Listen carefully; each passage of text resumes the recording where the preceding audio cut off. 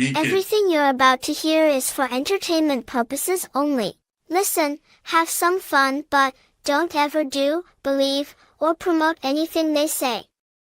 They're idiots. Guys, hold up. You should know, this ain't for everybody. Welcome to Savagely Loud.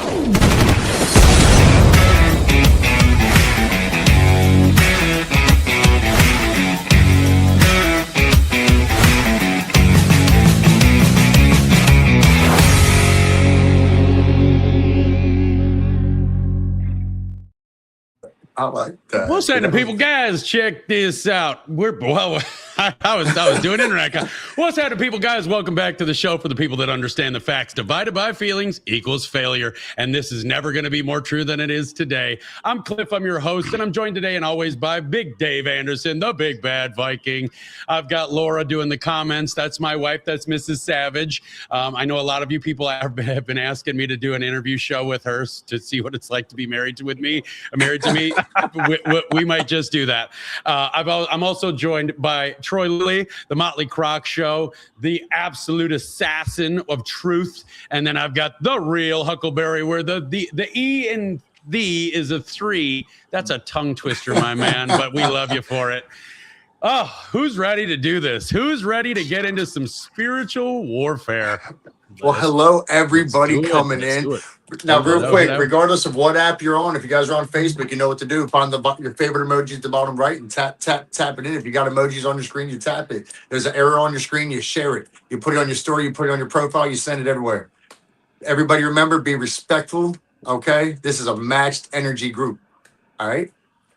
Yes, it is. And let me start off the show by saying, for everybody, to everybody, this is not going to be an attack show. This is going to be a truth show, because there have been so many attacks. Spiritual warfare is just reigning over the internet right now.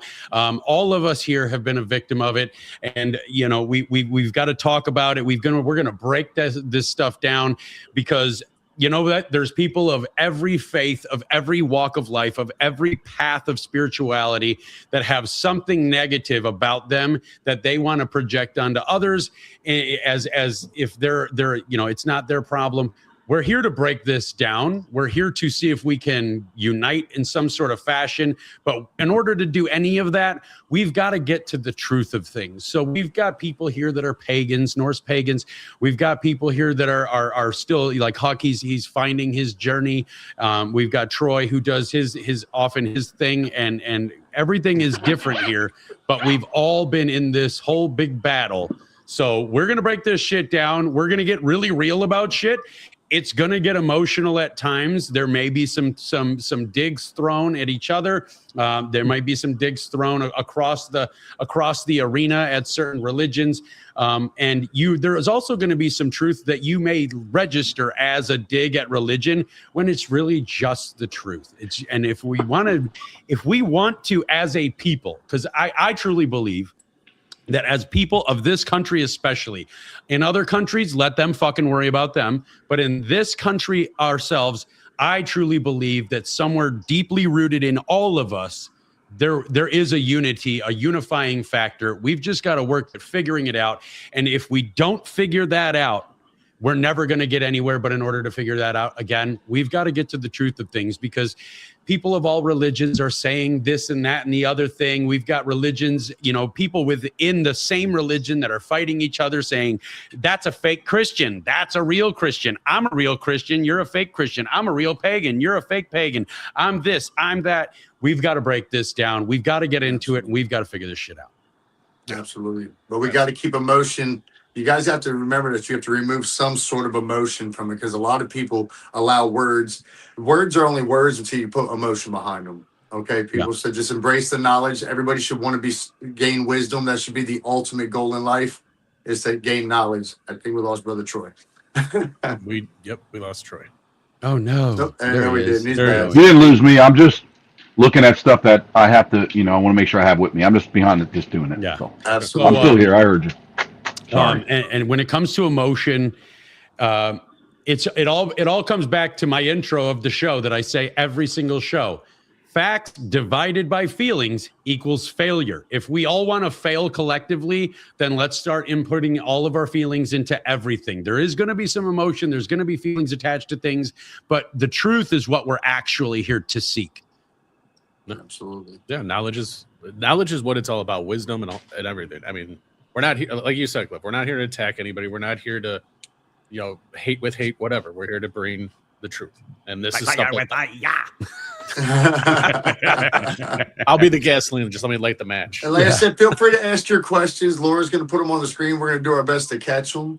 And like I said, let's just all try and have a little fun and gain some knowledge tonight. And for everybody on the show, if you see a comment that you come across that I'm not paying a lot of attention to the comments, to be honest with you, I'm looking at the camera. If there's something that comes across and you want to address it, stop the show. Just say, hey, I want to address that. We'll get that comment back up.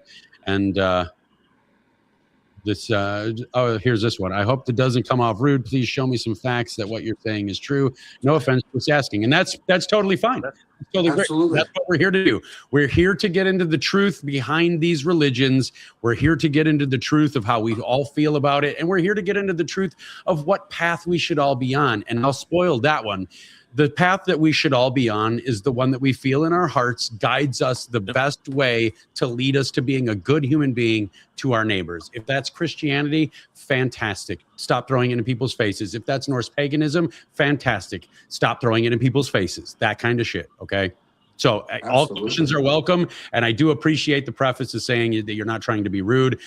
Because as you guys know, anybody that's watched my show, if I see some rude shit come down here, I will fucking destroy you. I promise you. Absolutely. And I just had a raven land on my window. Oh, I just want to say I did. Odin's watching. Man. Odin's with you, man. He said, I've been waiting all week for this. Gentlemen. All right. Huguenot Reunion's going to go back. The whole thing that's been happening, let's start here.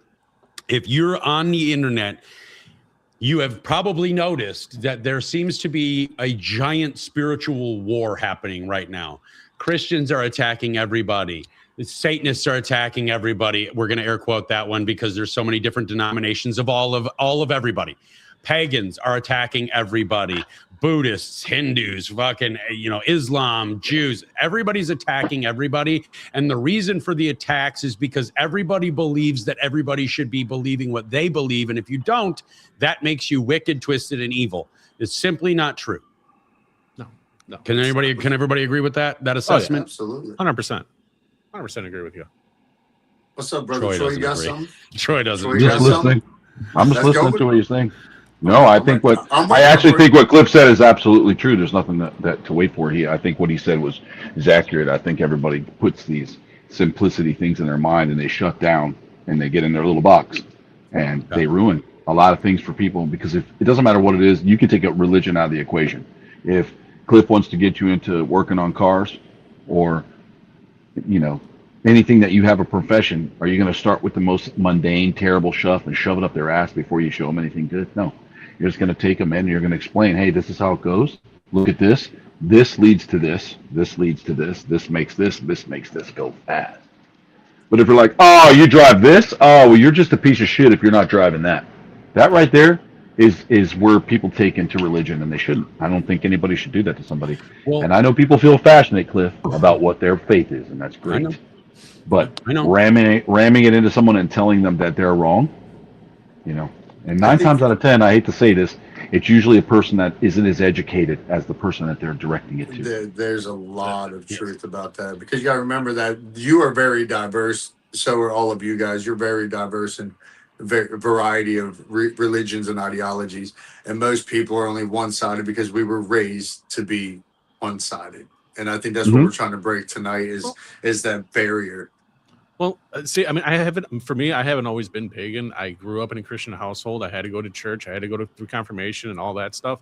I had to convert when I got married to my wife to Greek Orthodox. But for me, like, it was just, even when I was at a young age, church for me never like really. No. To me, I didn't feel like I fit in. You know what I'm saying? Mm-hmm. It was just I always had that calling, and it wasn't until probably about over 15 years ago where I finally answered that, and I started following this path. And for me, it's been the best thing that I've ever done. Right. You know, but I mean, I grew up in that household where we had to go to church, we had to do everything, you know, and go to the Sunday school and all that stuff. So I was an altar boy, Dave. You an altar boy? No, it's not a sin, my son. That's why altar boy's hair's parted in the middle. It's not a sin. It's not a sin. Now if he came out here with a joke, people. If you came out here with the robe and stuff like that, I'd be a little like, okay. I used to wear that, singing the bells, swinging the smoke. So, and now that Dave, you've shared a little bit of history, let me share some of my history with people, because I've got a checkered past as well.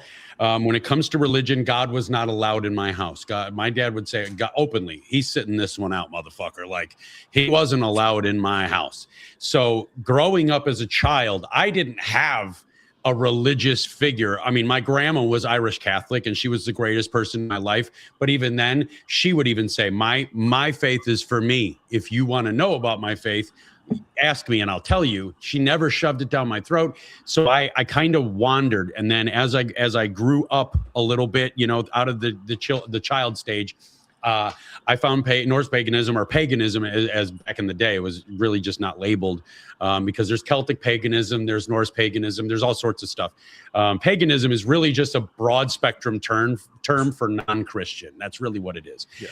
And as I moved into my hate, so for everybody that doesn't know my history, I'm very open about this.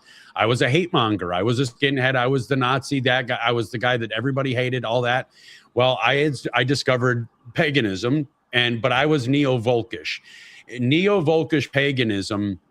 So there's different parts of paganism, or different sects of paganism. And one of the sects of paganism is Reconstructionist.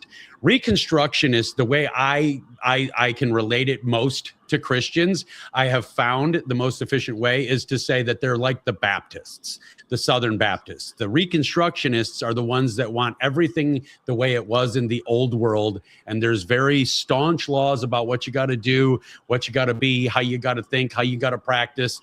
Well, neo-Volkish is an extension of that, because it adds a racial factor. It adds a racial purity factor. Now, this is not a typically accepted pagan practice. In fact, in 2016, the entire world pagan fucking organizations, they all banded together and they actually denounced neo-Volkism. They denounced the neo-Volkish set of paganism, because for pagans, it's not about race. It's not about color. It's not about where you came from. It's not about being born into it. It's about finding the path that suits you. And if this is that path, anybody can practice it.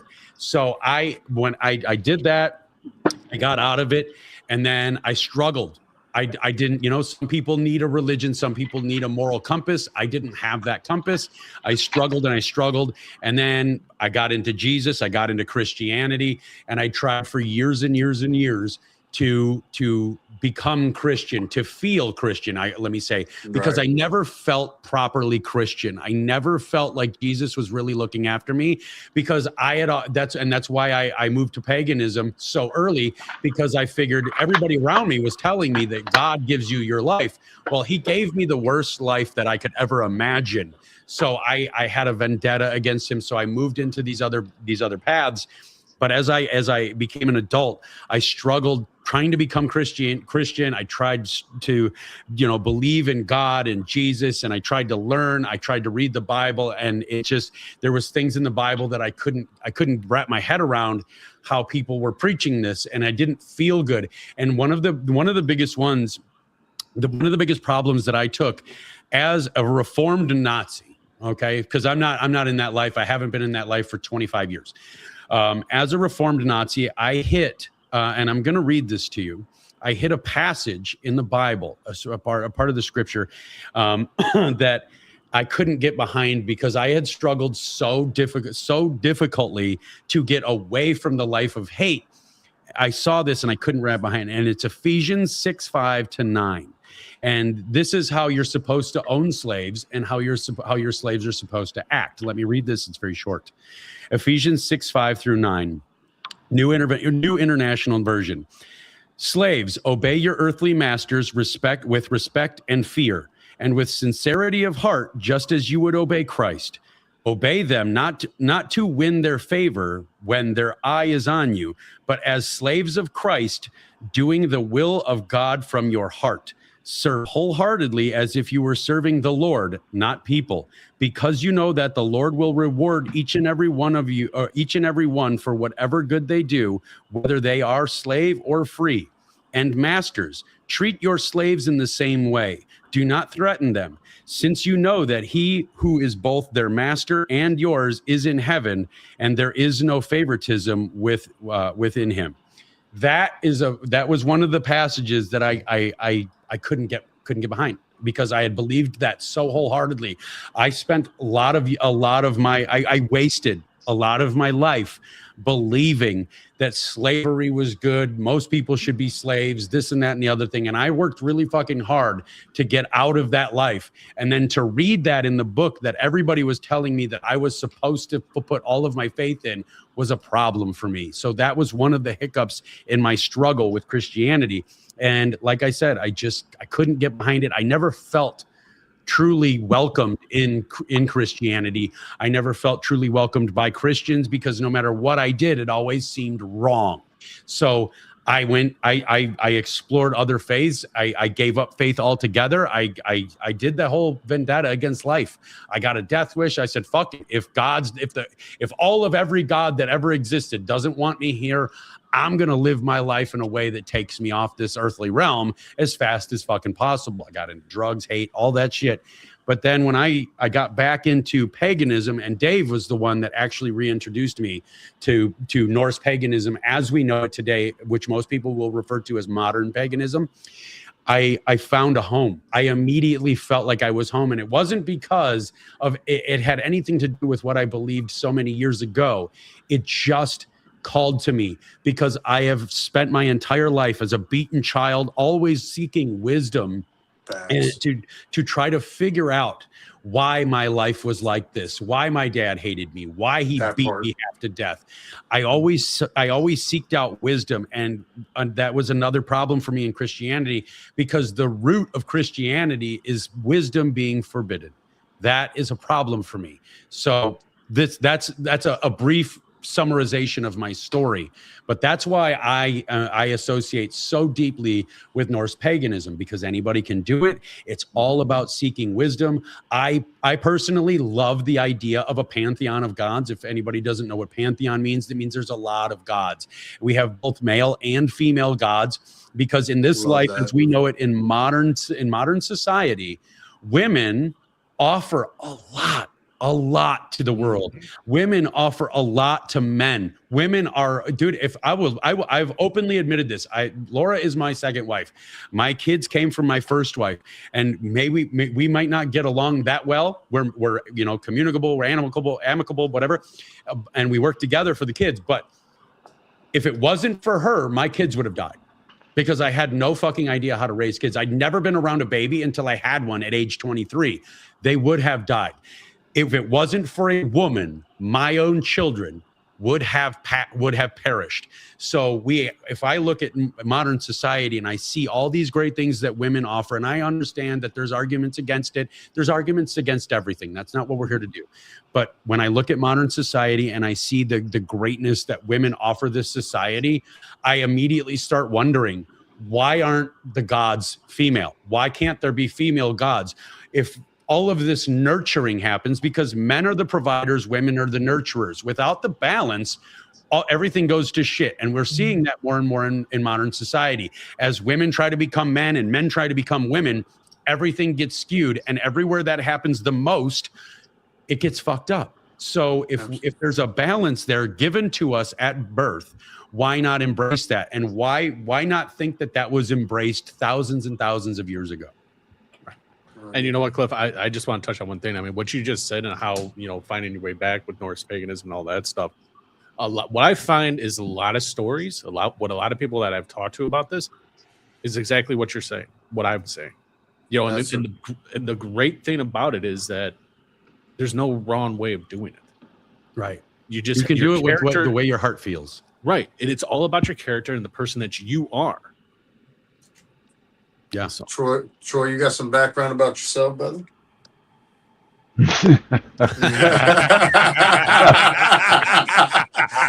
had to open the gates a little bit, baby. I had to open the gates a little. That's why I've been waiting.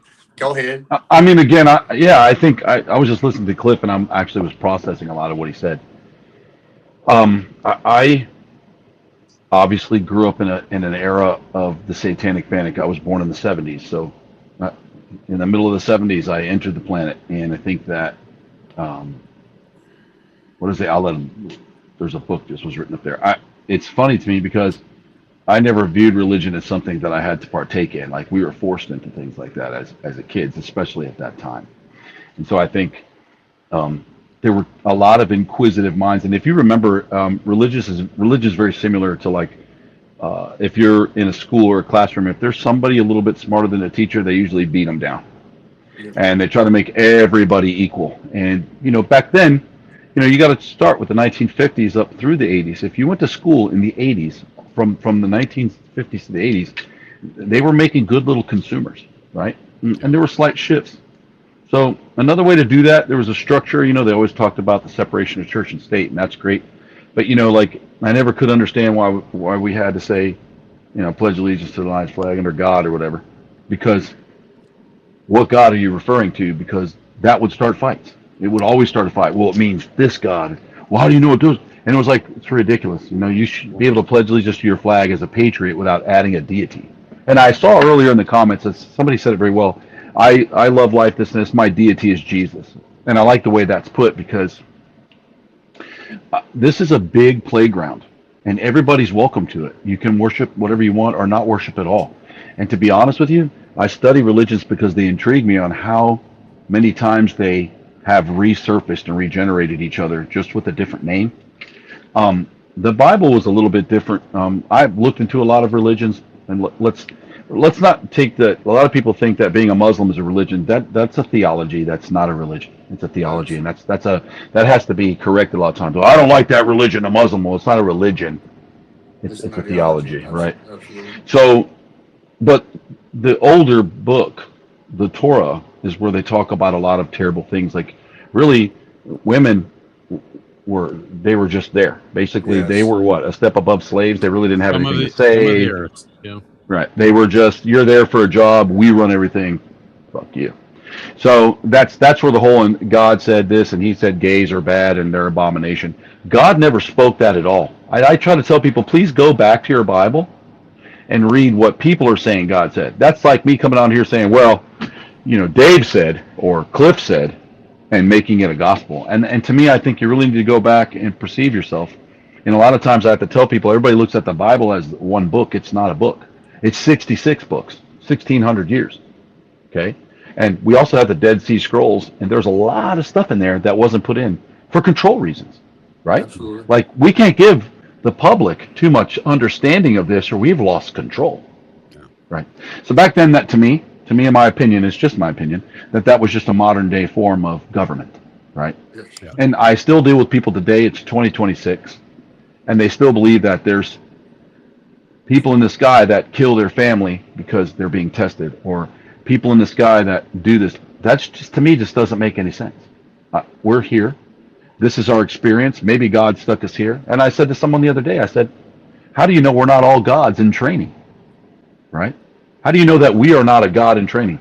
Now, there's a lot of different types of faiths out there and stuff, but in my belief system, I'm my own God right now. And everything I do, and I can take it back to the Bible, that with the faith of a mustard seed, you can move mountains.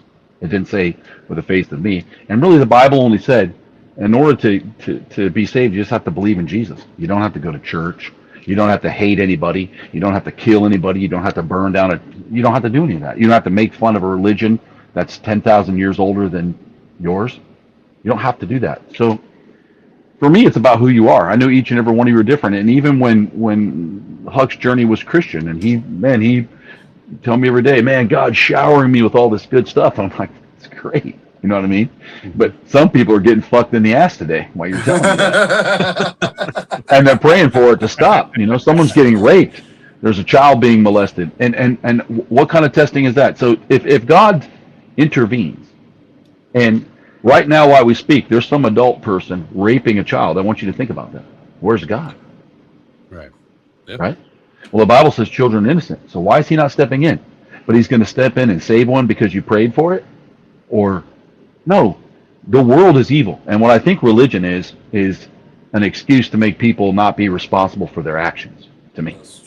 That's how I feel. I'm not talking about what Cliff or Dave follow. I'm not talking about understanding, the wars of the gods and having some honor and dignity and supporting your family, your troop, your women. That's not what I'm speaking about.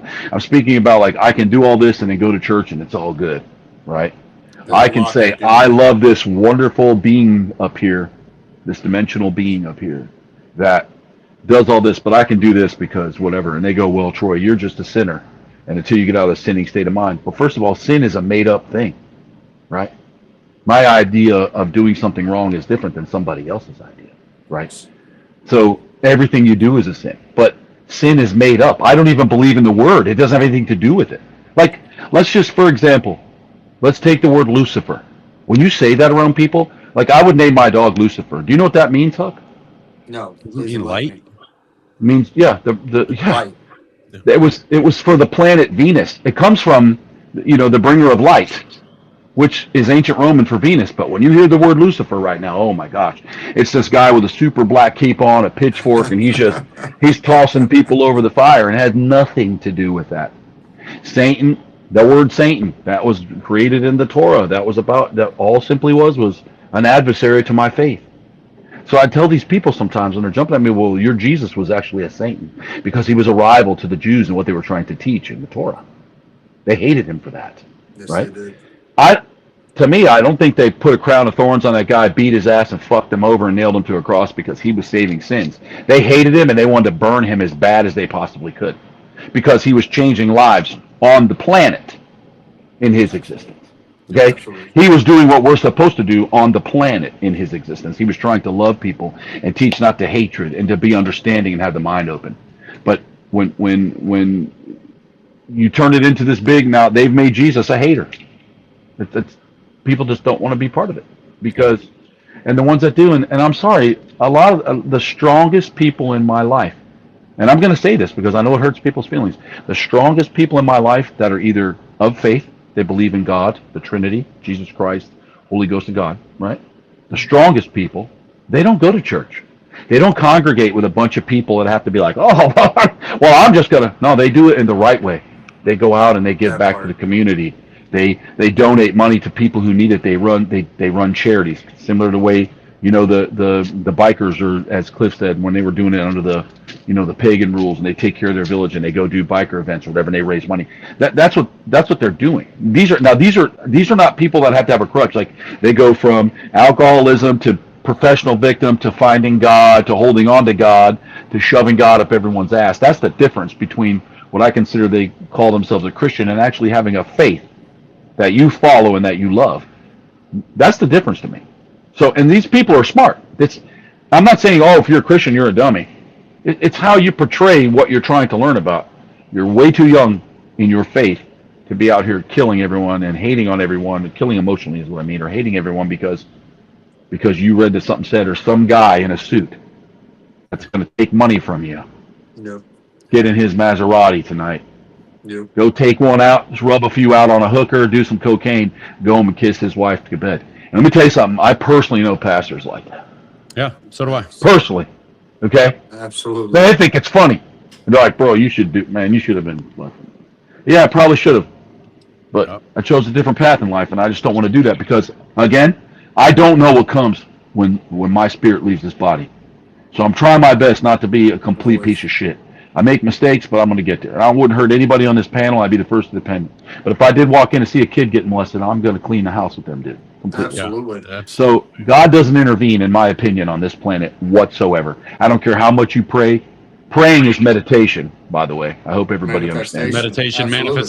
manifestation. That's all praying is. Praying is for the man. Praying is for the man. It's not for God. It's for the man. I've always believed that. But again, it's my opinion. I don't want anyone to change. You follow whatever path leads you. Just don't hurt anybody or abuse them mentally. And we should all get along just great. Absolutely. Thank you. Well, I associate what you said largely with the newly sober drunk analogy. How I always say, nobody likes the newly sober drunk, and what I mean by that is it's not drunk in just alcohol; it's everything. So it's, you know, you've gone through some issues, and you found something that you latched onto that was good, that was positive.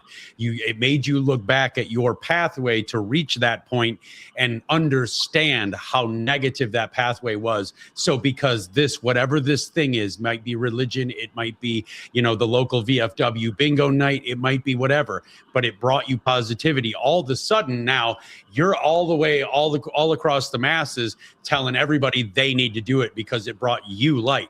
That's not how it works. That's why nobody likes the newly sober drunk. Nobody likes the preacher, the guy coming out and preaching about how I found this thing and it's the most magical thing, and if you don't do it, you're missing out. That's what I mean by the newly sober drunk, and that's unfortunately a lot of what we see in Christianity right now. And this is why I separate Christians and what I call Jesus people. Jesus people are the people that believe in the word of Jesus, as we are told today. He was the light. He was the savior. He was the good. He was the one that didn't need you to be sin-free to come to him. He wanted the sinners. He wanted the prostitutes. He wanted the thieves. He wanted all these people to come to him so he could help them. And that's how it's supposed to be. But unfortunately now in modern society, Christianity is largely based on optics, is the fan club. The fan club is twisted. The fan club believes that you're supposed to be perfect or you can't be a Christian. Or if you're not perfect, you shouldn't be a Christian, when Christianity, as we know it by the word of Jesus, it's all about, you're supposed to welcome everybody and allow them their path and allow them to find their way. And if they ask you for help, you help them. And unfortunately, we've gotten to this dividing line where Christians believe if you're not Christian, you are evil. And there is no discussion to be had, when honestly, the best people I know on earth, some of them are Christian, some of them are pagan, some of them are Satanists, some of them are Buddhists. That's the way this works. I mean, I even know good Muslims, believe it or not, because I know I know a hot topic. I know good Muslims. I know a Muslim woman right now that refused to kill a colony of ants that was living under her house because something in their belief, which I don't know anything about. I only know what the social media tells me, about raping babies and all that shit, whatever. But she refused to murder she refused to get rid of the colony of ants under her house because she said that was murdering an entire civilization of living things. And her culture told her not to do that. There is good in everything and there is bad in everything. Absolutely. The bad comes when you become a zealot. When you take everything that you've learned and you twist it and remanufacture it into a method of control, that's the problem. And a lot of people will have heard me talk about Christianity in compare and contrast to paganism. I always say Christianity is nothing but paganism that was rewrapped with a couple of details changed so that man could control other man. Now, I will break this down really quickly if I can. What I mean by that is paganism predates Christianity in all forms, in many forms. It predates Christianity. And to sum this up, what happened was the Christians, when, the Jesus people were good people, but then the Christians came and they wanted control. So what they did is they especially in the Northern Crusades, they would traipse across the land and they would come across these pagan colonies that just operated well. There didn't need to be a king. There didn't need to be a pastor or a preacher or some sort of religious figure in there. Everybody just understood that you're supposed to protect your community, the people in your community. You're supposed to honor and respect women. You're supposed to honor and respect children. You're supposed to do everything as a community to build everybody's life into what they believe is comfortable and successful.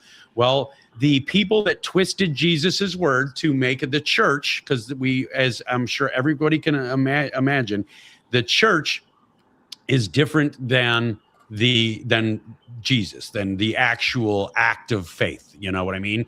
The church is what corrupted everything. So when the church took over, they would come across these villages that just worked and they didn't like it. So, and oftentimes they slaughtered everybody because they didn't like that religion didn't call for man to control other man. Everybody believed what their gods told them or what their heart told them. They didn't like that. So what they did is they took paganism, they removed all but one God, they removed the quest for wisdom, and they said, now your wisdom comes from above. Your only wisdom comes from above, comes from heaven. Any wisdom on an earthly plane is evil. That's what they did. So now they've got all these people praying to this, and then they go, yeah, but I don't hear the God. I don't hear this God you're talking about. So they appointed bishops and preachers and pastors and all these other things. And they said, this person hears God. And God only speaks through this person. So now you need to get your truth from him, which comes from on high.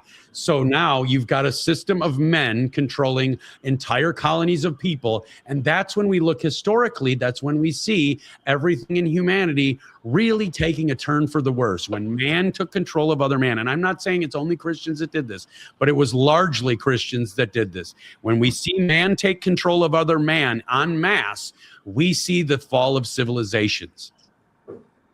No, we did. I mean, the medieval times. I mean, Troy seen something, bro. Go ahead, man. Go ahead, Troy. Oh no, Dave, I'm just laughing at some comments. I don't want to attack anybody, man. I just think that. No, but you have to address the comments. I'm addressing them. I think I can't sometimes because I understand that. You have to understand. To some of these people here, they think it's their job to continually shove one specific religion in everybody's face and tell everybody else they're wrong. I've seen it 1,000 times in here already. I've seen it my whole life. Jesus doesn't let you in the gates just because you met the quota of telling how many people they were wrong. That's just not the way it works. And they're like, well, that's why you don't do this. That's why you only do this. And that. Look, I'll say it again. I have no idea, but everybody keeps saying, well, where'd pagans come from? Look, religion is upwards of 50,000 years old when we really started to develop governments, right? A lot of people don't understand about the sex cliff and why, Rome was burned down because Rome was ran by two homosexuals. And it was one of the most successful places in the world at that time. But all I have to say is your religion or what you follow is based on the era you were born on the planet. That could be 600 AD. It could be 1200 BC. We don't know, right? So wherever you are, whatever you're talked about is what you do. We don't know. I can't sit here and tell you, well, you're not going there, whatever your name is, Nathan, Patrick, whatever, Cecil, because you got it wrong. Who am I to say that? Just because, again, you took a chapter out of a book. Yes. And you pulled Torah from New Testament, I like I said, Cliff and I had a great discussion how the pharaohs were scared of Moses because he was a fucking wizard, right? There's documents on that. Before the Bible got a hold of this guy, they're like, no, in the Bible, he was found as a baby and he was in Jerusalem. No, motherfucker. He was found by the pharaohs in the river. And he did not resemble any other thing that they had ever seen. His skin was glowing. He had a different look about his eyes. He was doing shit way before he got into the Bible magic of turning staffs to snakes and splitting the Red Sea. We do know now by science that for some area there in that ocean, there are chariots in the bottom of that ocean. So I'm not going to say it didn't happen. Why the fuck are they there? I don't know. A Bible person, because Moses did it, because it was Moses. Probably was. But not in the context that you're shoving it up everyone's ass. But they don't ever go, hey, you know what? You're right. I've got my version of it in the Bible, but let me look and see where he came from for real. And how pharaohs were scared of him and pretty much all abolished him because he was more powerful than them. He could do things, right? So we just erased all of that. Was Merlin real? We erased all of it. He basically was Merlin. Is Poseidon real? We're living right now in a world. Cliff and I have such great conversations all day. If we could just have cameras on our conversation, right. We live now in a world where, there's U.S. military men out on boats and huge ships and submarines, and there's fucking shit flying out of the water and entering the water at any given time. It feels like it, and we have no idea what it is, right? But you have people like, oh, that's just all made up stuff. It could be, or we have no idea what's in the ocean. And we don't know who started the planet, And like I was talking to Cliff earlier about Prometheus and, how, humans brought different DNA to here and it kind of tied in with the flood and all that kind of stuff. And we've already proven that the water on the planet, so it's so hard when you understand facts versus like Star Wars, like, well, Darth Vader did this and Luke Skywalker saved the whole universe. Oh, did he? So at the end of the day, we already know that, yes, there was flooding. But the water never went above Mount Everest. And Mount Everest existed during the time of the flood. We know mountains get higher and lower. That's how it works over years, but never existed. So the entire planet was never fully flooded, just one area. Kind of like when earthquakes would hit one part of town and not the other. Or in Florida, back in the 1920s and earlier than that, when hurricanes would wipe out a whole town and they thought that they were like now Mad Max. The whole world was genocide. It was over. The earth killed everybody. God was pissed and wiped everybody out, even though it was just a couple miles wide and everybody else is functioning okay. Well, so we also have to take into context it was written. People have to understand that people back then didn't have a view of the world as we have. That's interesting, Brandy. Right there, Brandy, Cliff. can you put that one back up? Yeah, grab that God one. or is Thor Jesus? Actually, Odin is the All-Father, so technically that would be, if you want to look at it in Christian metaphors, Odin would be the All-Father, the God. Who would relate more to Jesus would be Balder. Tyr. Oh, yeah, Balder. But there's an argument that Tyr was supposed to actually be in Odin's position. Tyr was the original chieftain. He was. But there's so much text that has been lost over the years that historians are still trying to, there's an argument on that still to this day, even over thousands of years later, that Tyr was the original chieftain.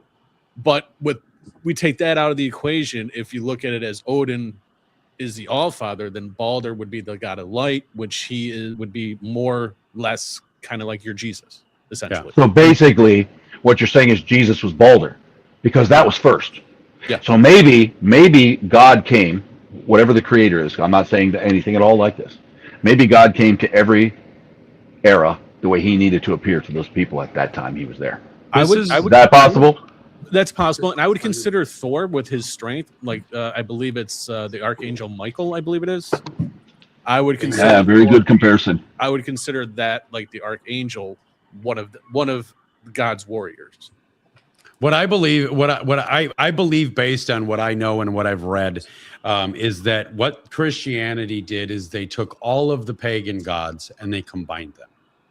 Yeah. So, and they left out certain ones, like they left out Vidar, they left out Loki, they left out the mischievous parts, the vindictive parts, the vengeful parts, and they combined all of the greatness of all of the other gods. Because for anybody that doesn't know, Norse pagan gods are not like Jesus. Jesus is the all-knowing, all-doing.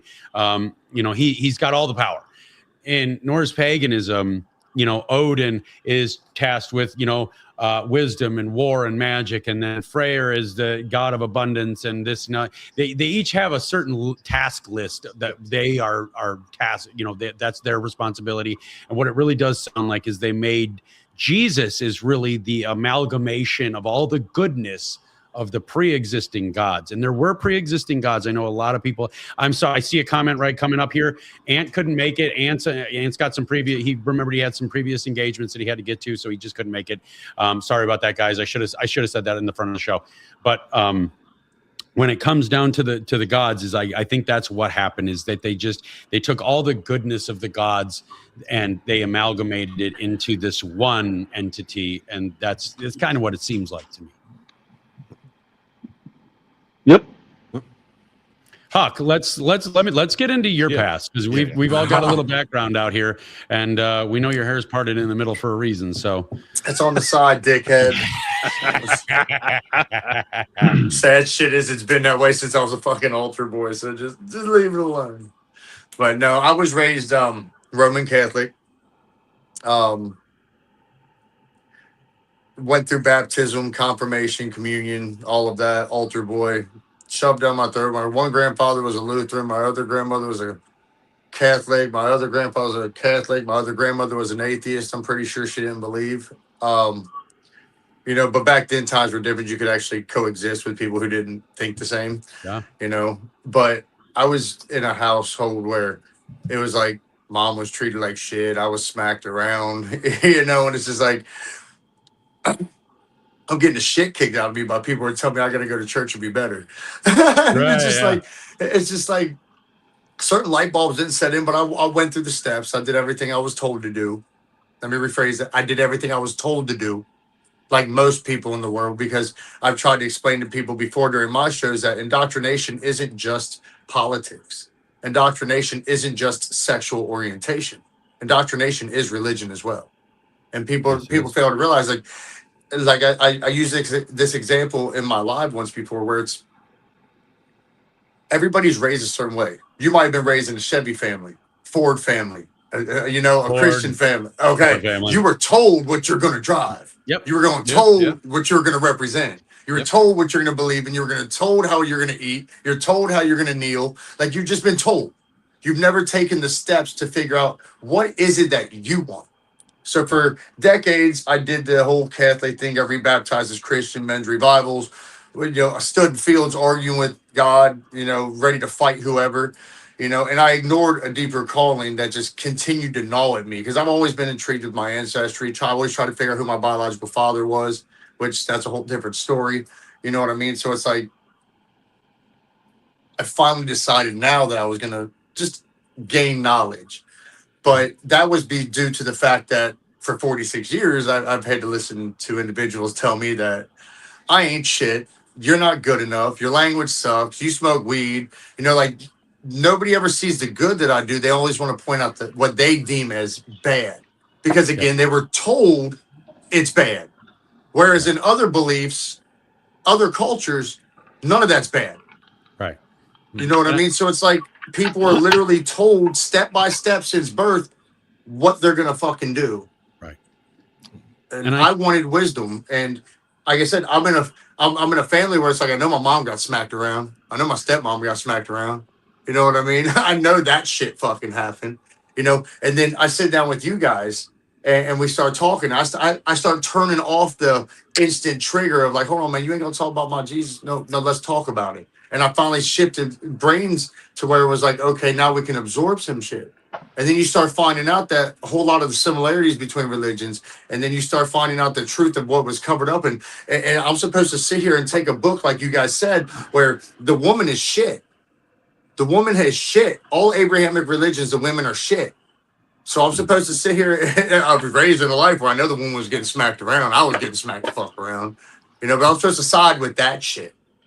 But then it's like, why can't there be gods and goddesses and things like that? And this when I started opening my mind up, and I was like, there has to be something else that's been calling me, which you and Cliff and I've had many conversations, Troy, you as well. You know what I mean? And it's like a light bulb turned on. And it's like, how the fuck am I supposed to support some shit that was literally taken, created, drove across the land, forced down people's fucking throat? You have to fucking think this way, or you will fucking suffer in hell for all of eternity. So I'm supposed to sit here and live in fear. And hey, spoiler alert, 90% of the Christians are going to burn in hell, biblically speaking. I hate to be that guy, but it is. None of us live to the book the way you guys say we should. None of us follow it to the fucking T. Okay? We're all damn sinners, but the problem I had was I was getting crucified by people that didn't own a fucking mirror.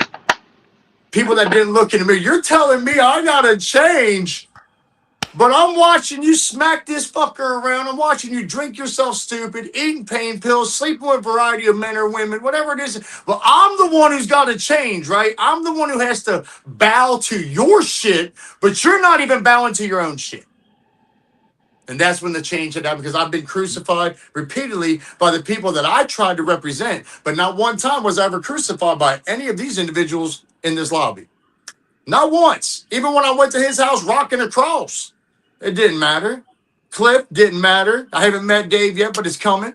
But he's never judged me. None of these people have ever attacked me except for my own people. How am I supposed to support some shit that's based on, just like your ancestors, shoving it down people's fucking throat until they submit? I don't submit. Yep.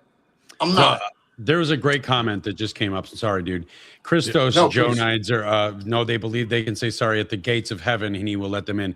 That is one of the biggest problems with modern Christianity and anybody that is not part of modern Christianity. That's one of the things that everybody that's a non-believer, we're going to air quote that. That's one thing that we use against you greatly is that we see you, just as Huck said, we see you live your lives like shit. And you believe that if you just say, oh, yeah, sorry, dude, you created me this way. So I'm really sorry. I didn't realize that. And then you're going to get into heaven. And it goes back to what Troy was saying it's an escapism. It's an excuse, a reason, a validation to treat other people like shit because you just know you always have this get out of jail free card in your back pocket. And that's simply just not how it works. If you read the Bible, that's not how it works. You can't just march through life treating everybody like shit, casting judgment upon others, because I think, if I'm correct in this, isn't that one of the biggest fucking problems, to Jesus, was people casting judgment upon others? Something about a plank, something about a sliver, something about all that shit, he without sin cast the first stone, all that kind of shit. But yet that's what we see of the modern Christian. The zealotous modern Christian is it's nothing but judgment all the time, and it gives the good ones, because there are many, many good ones, it gives the good ones a bad look. It gives them a bad name. It's the same thing as white guys, okay? White people for the longest time, and I know anybody that's watched my shit has heard me say this. I am literally internet famous for saying it's getting really difficult to go for a walk, trip on a rock, and not land on a white guy trying to fuck a little kid. We've had a problem in our culture for a great amount of time since the beginning. Of abusing children. White men love to fuck little kids. We see it in our government today. We see it in governments across the world. They all band together and fuck little kids, allegedly, of course. But they can do that because in their religion, they believe that all they got to do is be like, oh, that wasn't right. Sorry, dude. All right, gates are open. Cool. And then it's all forgiven. Nobody has to live by the word of God. Now, real quick, somebody had commented, sir, are you saying Jesus isn't real? No one's saying that. They've already proven Jesus is real. Absolutely. And like Troy's pointed out to me, and I'm going to take the words out of his mouth, basically, the theology behind Jesus is amazing. And if you followed the theology behind Jesus in itself and removed man and everything that they had to fucking say, you would be a good person. Which is why we all come together, because I try to gain knowledge from these individuals, from their beliefs, because their beliefs have made them good people. Regardless of how they look, or they're scary, or they paint their nails, or they got skulls and shit around. Every one of you love fucking Halloween. I didn't do that tonight because I didn't want to add any extra flag. All of you guys love the creepy. All of you guys love the horror. All of you guys like the nasty. You guys love that shit. Just stop pretending like you don't. Okay, like he said, you get to be like, well, I'm sorry, I fucked up, but you're the man, and we're good. I've always had a problem with that because I spent 6 years working in prison surrounded by 75% of the population being pedophiles. I have a fucking problem with these people being here, okay? I have a problem with them existing. And the fact that you're going to tell me that they can find Jesus, I find it fucking convenient that every cocksucker who does some foul ass shit all of a sudden finds Jesus, just like these OnlyFans chicks that after they made their millions, they find Jesus. It's their fucking scapegoat. That's your fucking ticket out. That's your escape system, like he fucking said. I got a problem with that because you're dodging accountability. You're dodging accountability, and you don't get to use your faith to hide from fucking accountability. That's my problem. They build a lot of churches to hide all the hate, Well, and really, that's not the principle of that. No. People have done that. Yes. And that's the whole thing. That's what I always say about religion is I separate religion from the belief in Jesus because, or the church from the belief. I agree with you, because the church is what is man-made. The church is what corrupted the theology of Jesus and twisted the fuck out of it so that the church could control the fucking world.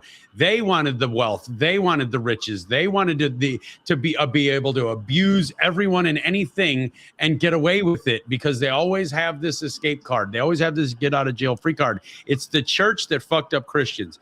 And, and I've been seeing I've seen a couple of comments now.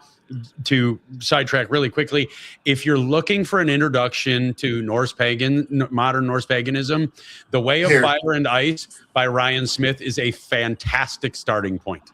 Yes, that is the book that you will want to start with. It's a broad spectrum introduction. It gives you everything you need without giving you so much detail that it becomes overwhelming and you can't read it. The Audible book is phenomenal as well. And real quick, somebody made a comment said that God's a woman. Now, real quick, Troy's always had a fabulous thing because he uses this when it comes down to people that want to crucify our brother Ant. Would you continue with that? Because you know where I'm going with this. Are you talking like if God's a woman? You know how God doesn't recognize any gender, sex. Well, somebody just said Jesus' mother raised Moses. That's sad, but not true. At the end of the day, that's not true. In the eyes of God, in the Bible, it says in the eyes of God that he recognizes no gender, which I don't know why it says he, but recognizes no gender, because in the original it didn't. It said God recognizes no gender, no race, we're all equal in the eyes, right? So God could be a gigantic entity, and when we go to the spiritual journey, right, and we leave this body and we die and we're no longer immortal, now we're in energy, there's no need for fornication. Right. So fornication is just a thing. And it wasn't a problem with who you chose to love and stuff until later on. And people always throw Sodom and Gomorrah in my face. Well, Sodom and Gomorrah was destroyed because they raped the people that came in. Didn't have anything to do with gay. The whole town just decided to rape the visitors. I mean, and a meteor shower happened. There was like a galactic issue. And, we had meteors hitting all the time and shoot, and so they turned it into a big thing, if that even ever happened. Right. So it isn't like when the volcano erupted and hit Pompeii. So if God may be absolutely nothing more than a giant energy, an intelligent energy, because intelligence kind of outweighs everything about us. I mean, intelligence sets you apart, and I think that's what we're here to do, to get to learn. So I don't know. Nobody hates gay people. God never said it. Jesus never said it. Never. And the whole thing about same-sex was because they didn't want those in the Torah. They didn't want people sleeping with little boys. They didn't want to, like in some countries, you can't sleep with a woman until you're with her, but you can dress the boy up like a girl, and you can fuck him all day, man-boy days and stuff. I mean, and that's real. A lot of people are sitting home in your apartments, your houses, or your trailers right now. Like, you have to understand that you have to travel a little bit and got to get out a little bit more before you put something as a fact. Research everything before you put it out there.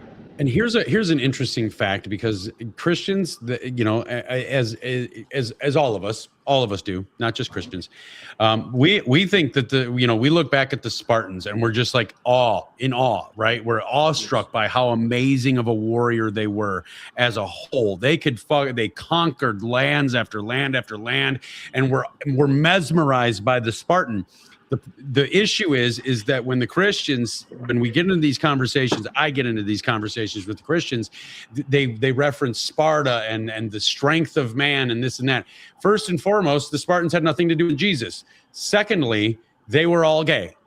Was actually commanded. No, I'm serious. It wasn't. I was waiting. And it wasn't because of the way they were dressed. They were actually commanded to be in love with each other and to fornicate with each other and to love their shield, their shield partner, because they knew the people the rulers of Rome or the rulers of the Spartan army knew that you would fight harder if you actually had a romantic love for the people sitting next to you. So the whole entire Spartan army was all fucking each other all the fucking time. But all of a sudden, being gay became a fucking problem. But we'll still look back at the Spartans and say they were the mightiest warriors of all time. That's something I don't know anything about the Spartans. So, deep dive into that shit. Well, see, here's my problem with everything is, like you said before, is that they have 66 books, correct? 66 books, but we get one. They pull a little out of this, little out of this, little out of this, little out of this, and they go, here, that's all you get. Now bow before me or burn in hell. Well, and it was all assembled in a courtroom. That's the other thing that most people don't understand, is that the Bible was assembled in a courtroom. They actually met, all the leaders of the religion met to see what they were going to put in the holy book to give to the population. Well, and didn't kings also play a role in that too? I mean, well, King James, but he was a raging homosexual. I mean, he was a woman abuser. He was he was everything that the Bible says you can't be. But he did it though, right? And here's what you guys have to abide by. Don't worry about what I'm doing now. So here, let's turn this a little bit. Now, I want to do a little educational thing for the Christians out here that don't understand paganism, or bluntly, you don't understand where the fuck your holidays came from. I've got something pulled up that I want to read through that will shed some light on Christmas and Easter and things like this. So let me get into this here. So let's I thought I had it. There we go. So let's take, first and foremost, we're going to go through some holidays. I'm going to read you just a brief description of it. Oh, there we go. Thing came. We just got hit with a fucking storm. Oh, yeah. Please go past me. So New Year's Day, as early as 2000 BCE, that's before Common Era. That's 2,000 years before Christ. Mesopotamians celebrated the new year, but the timing of the celebration was centered on the vernal equinox in March. The first calendar of the Romans, which contained only 10 months in a solar year, placed the start of the year as March 1st. The last 4 months of today's calendar reflect their position in the year through their names. September contains septem, Latin for 7, October, octo meaning 8, and so on. The exact time and appearance of the months January and February is uncertain, but they were originally placed at the end of the year rather than the beginning. If we scroll down and we go to Valentine's Day, February 14th is commemorated as Valentine's Day or Saint Valentine's Day in the calendar of the Anglican and Lutheran churches, although in the Roman Catholic Church it was relegated to a local status in calendar of saints, removed as a feast day. Since apart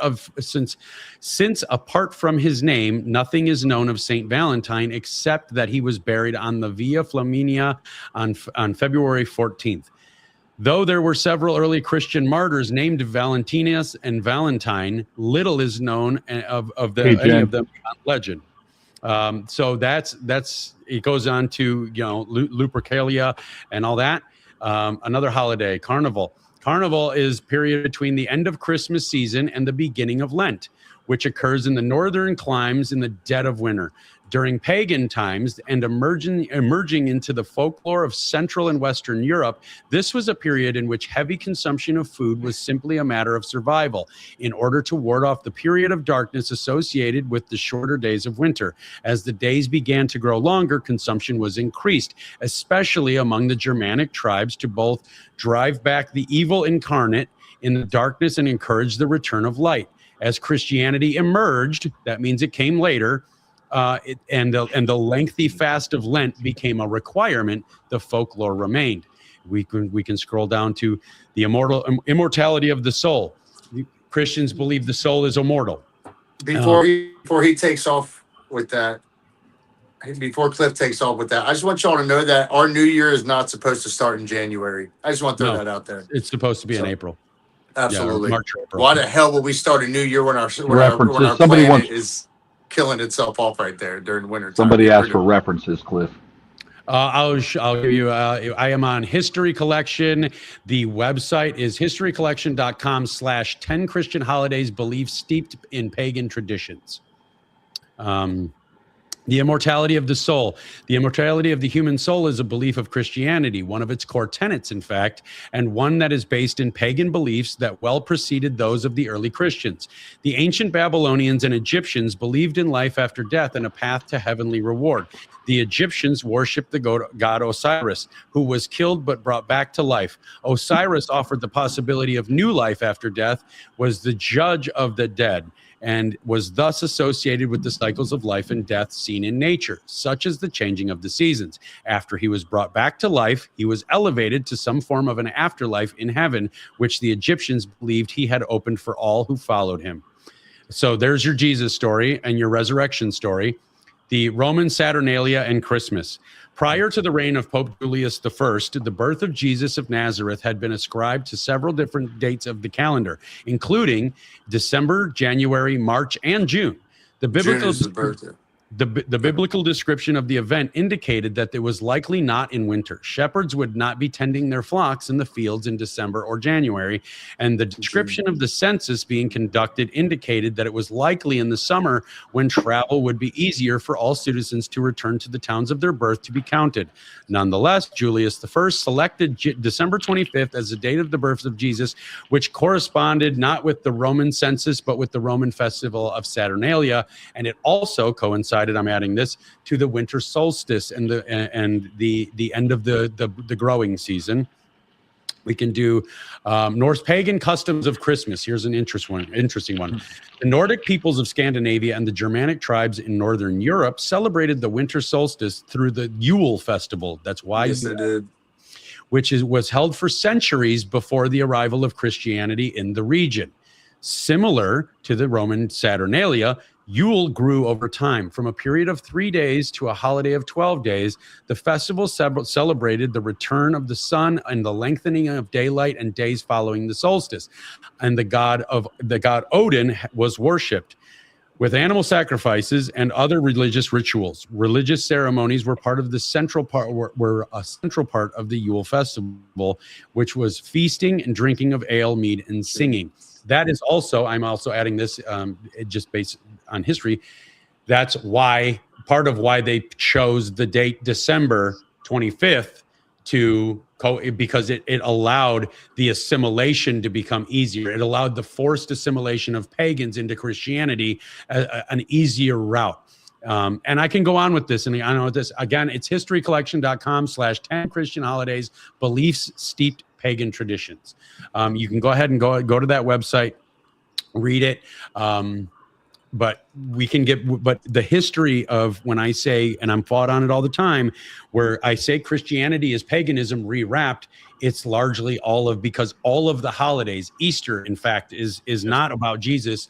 It was about the growing seasons. It was about, and what happened was Christianity, the rulers of Christianity, I don't want to say Christians, the rulers of Christianity, the people at the top that wanted the control, they forced it onto the pagans by many different methods. One of the methods they did was they just changed all the holidays around so that they could associate an existing pagan holiday with a new Christian holiday, and it would make assimilation easier. Yeah. Other things they did was slaughter everybody. Other things they did was they would suffocate them. It was called communal suffocation. And what they would do is the Christians would surround pagan communities and force them to convert by not allowing them to trade, not allowing them to farm, not allowing them to work their land, not allowing them to travel, and eventually, that when you're eerily similar, sounds eerily similar to a few years ago. Yeah, when your entire community is starving to death, you are going to assimilate because you're starving to death and you need to feed your family. It's much like COVID. When we had COVID just a couple of years ago, what did they do? They still to this day say, we never made you take the shot. But what they did do was make living life impossible without taking the shot. So they made you, if you didn't get the shot, you couldn't go to a restaurant and eat. If you didn't get the shot, you couldn't go to the bank and put money in the bank, take money out of the bank to feed your family. If you didn't get the shot, you couldn't fly. If you didn't take the shot, you couldn't get gas. You couldn't do this. You couldn't do it. So what they did is they made living life impossible unless you did this. This is a tactic right out of Christianity. Unfortunately, this is the reality of things. And I know a lot of people are feeling some type of way. I don't want you to feel that type of way, but we're here to get to the root of this. And this is a Christian practice. Right. Now, and I saw something that came up about, watch Vikings because it will explain what they're saying. Now, I'm not against watching Vikings. It's Hollywood. Hollywood's going to twist it. It gives you a somewhat of an okay introduction into things, but it's not accurate. Don't put all your eggs in watching the Vikings, please. Now, real quick, somebody made a comment that I like Troy to address. They said that they love the 11 rules. Now, he's going to read some 11 rules for y'all, and then he'll tell you who that list belongs to. I can read them off. I just want to say that I heard a lot of people talk about the end times and taking the mark of Satan or whatever. Whatever. But if we're in the end times, how do you know the mark of Satan wasn't the vaccine for those of you that took it? Willing to just walk into the building and take it. What if that's the mark of the beast? You ever think about that? I mean, in your faith. you're going to deny it. You're going to say, no, it's going to be that little stamp on the hand where they put a microchip in your eye, like they talked about in the 80s by that, whatever that guy does, that from the Growing Pains when he did his end time, whatever, Kirk Cameron. He's, I mean, this guy's. Anyways, so the taking the mark of the beast was, you can't go eat if you don't get your shot. You can't come in this store if you don't get a shot. You can't travel anywhere if you don't take your shot. So we want to think about that. Somebody else had said that Satan was the author of chaos. Satan is man-made.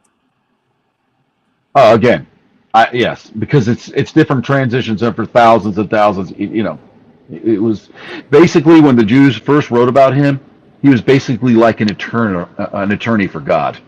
He was there to judge humans and question them on what they were doing. That's when it first started, which then became adversary. So then later on after that became an adversary and became Jesus. So it goes on and on. But he was never like a direct opponent. And then there's theories that Jesus and Satan are brothers, and they just got sick of the shit, and one went one way and one went the other. Yeah. And we can't prove that. You can't tell somebody who reads just the Bible that that's true because they didn't read it in just the Bible, even though the original Bible was written way back in Arabic language.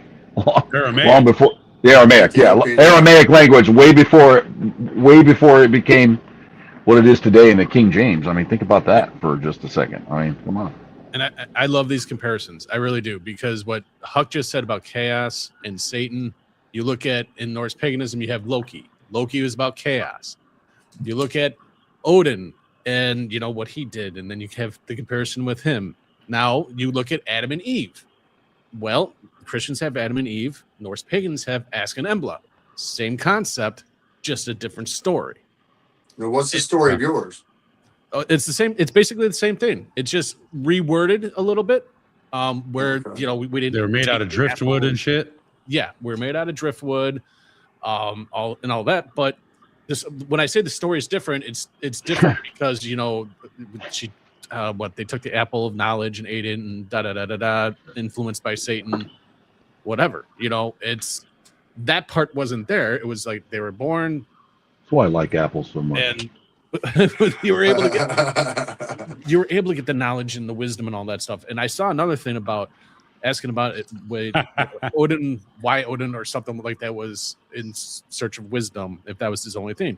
The reason why Odin was in search of wisdom and knowledge was to try and prevent the ultimate outcome, which nobody can, you know, everybody has a fate. You're not getting away from it no matter what you do. You can prolong it if you do certain things.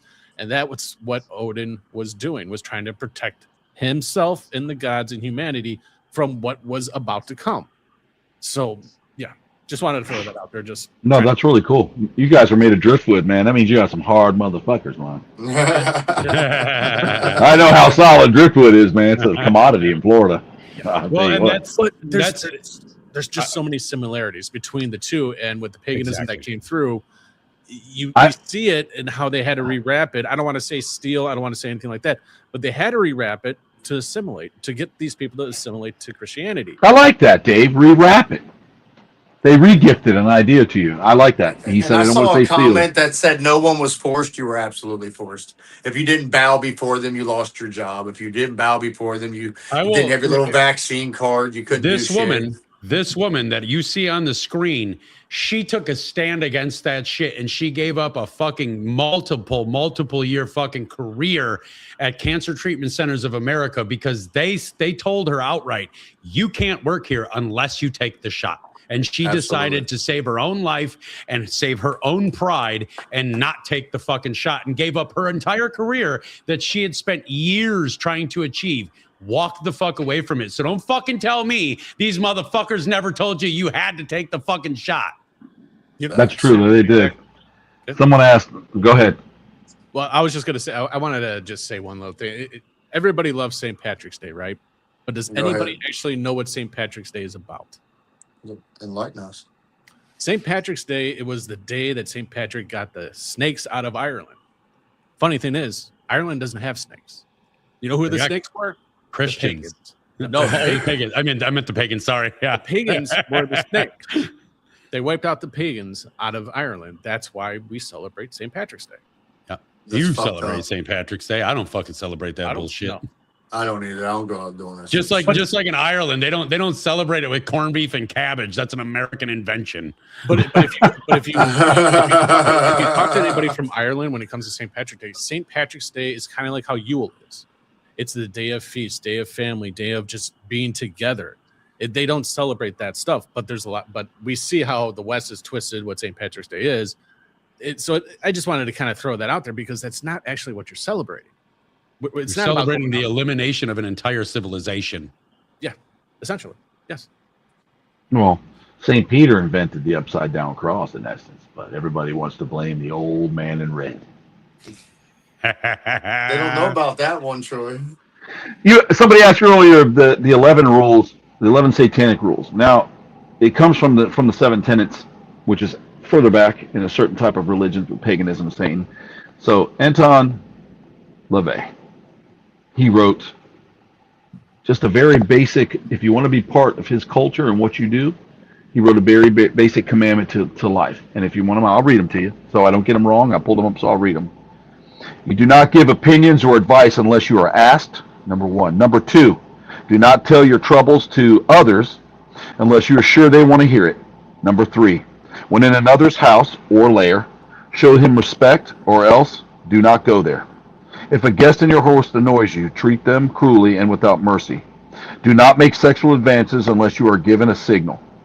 Do not take that which does not belong to you unless it's a burden to another person and he cries out to be relieved. Acknowledge the power of magic. If you have employed successfully and obtained your desires and you deny the power of it after having called upon it with success, you will lose all that you have attained. Do not complain about anything which you don't need to subject yourself to. Do not harm little children. And do not ever kill non-human animals unless you are attacked or for your food. And when walking in open territory, bother no one. If someone bothers you, ask them kindly to stop. If they do not, destroy them. And everybody can agree with that. Everyone in here can agree with that. Yeah. And I know somebody in here is going to be like, I don't agree with magic. Your prayers are magic. Yeah. Your prayers are nothing but casting spells. You're manifesting. You're speaking. That's why we call it spelling. Isn't that why we call it spelling? Spelling. Yes. Yeah. Well, we're writing a spell. Somebody had asked about Halloween on this, kind of on this to fit Christian. into this. What about Halloween? Halloween was Samhain. Christian holiday. If you want to look it up, it's actually spelled nothing like it sounds. It's actually spelled basically Samhain, Samhain, but it's pronounced Samhain. And what that was it's a pagan festival because they believed that was the time where the veil between the spirit world and the physical world was the thinnest. So they would light communal bonfires and they would celebrate all this because they were celebrating. They felt like everybody could celebrate together. The dead and the living could celebrate together, and that's when they were most easily communicating with each other. Christians took it and made it Halloween and made a mockery of it and dressed the kids up in fucking masks and let them go get candy and shit. That wasn't actually part of the original festival. The original festival was all about honoring your ancestors that had passed on to other realms and other worlds. And that was simply just the time where the veil between the afterlife and the physical life was the thinnest. Well, and that's the thing. I don't think a lot of people understand that. I live it. Paganism and how we're about honoring our ancestors, honoring our family, being good people. We're not out here trying to push what we believe onto anybody else. What you believe is what you believe. If that works for you, great. What I believe is what works for me, and that's what makes me a better person. I believe that we're judged by our character and who we are, and if just being a good person, and that's what paganism is. You just want to be a good person. You want to be in nature. You want to honor nature. You want to honor the, women, children, all that stuff. So what's the problem? Well, you have to conform into people's boxes, but we shouldn't. Right. Well, and to build on what you just said is basically just being a good person. That's why I follow paganism. That's why I follow Norse paganism, because for me, like I said earlier in the show, I have a respect for women. I do. Women, if it wasn't for women, my kids wouldn't be alive. If it wasn't for women, I wouldn't be alive. My dad kicked the ever-loving fuck out of me all the time. And the only ones that ever nursed me back to health was fucking my mother and my fucking grandmother. They were the only people in my life that gave a fuck enough about me to not let me die. And when we look at Norse culture, women could hold office, women could own land, women could receive inheritances, women could lead battle armies in certain situations, they could lead communities in certain situations, they could hold public office, they could run families. They were very, very, very respected. And when we look at Christianity, it was the exact contrast of that. There isn't a woman in any Abrahamic religion that is worth a fuck in the book. All women are supposed to barely be seen and never be heard. And I mean, but due to Christian laws, here's a fun one. I think it was up until 1989 in New York, due to Christian laws, you could rape your wife. You could literally rape your wife in New York, and they wouldn't even arrest you for it because it was 100% legal based on Christian law. You could beat your wife on the steps of the courthouse on a Sunday, and it was legal as long as you did it there. Rule of thumb. Who's heard of the rule of thumb? I did. Go ahead. You know where that is? You know what that means? By Christian law, you could beat your wife, but the stick you beat her with could be no wider than your thumb.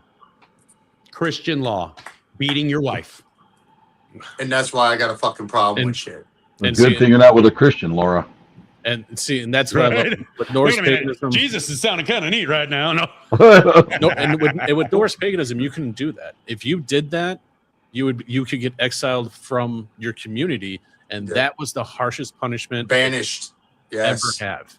Banishment and excommunication. Yep. Yes. Because then your family won't talk to you. Nobody will talk to you. Women in Norse culture were able to divorce their husbands, and without any issues. I mean, you spoke about the women going into battle. There, archaeologists have found so many women that have been buried from the Viking Age that have been buried with all the things like kings would be buried with: dogs, swords, money, everything they would bring over to the afterlife. Women were at such a pedestal back in that time, and they're way ahead of medieval Europe. And I think that was part of the biggest problem. In many situations in Norse pagan history, when a man would die, the family would convene and hold a service. When a woman died, the entire community would convene and hold a service for her. That's how respected women are. And that's one of my biggest problems with Christianity. It's kind of, for me, it's like, I don't know how women just get into Islam. Like, I don't know how they glory to be to Allah.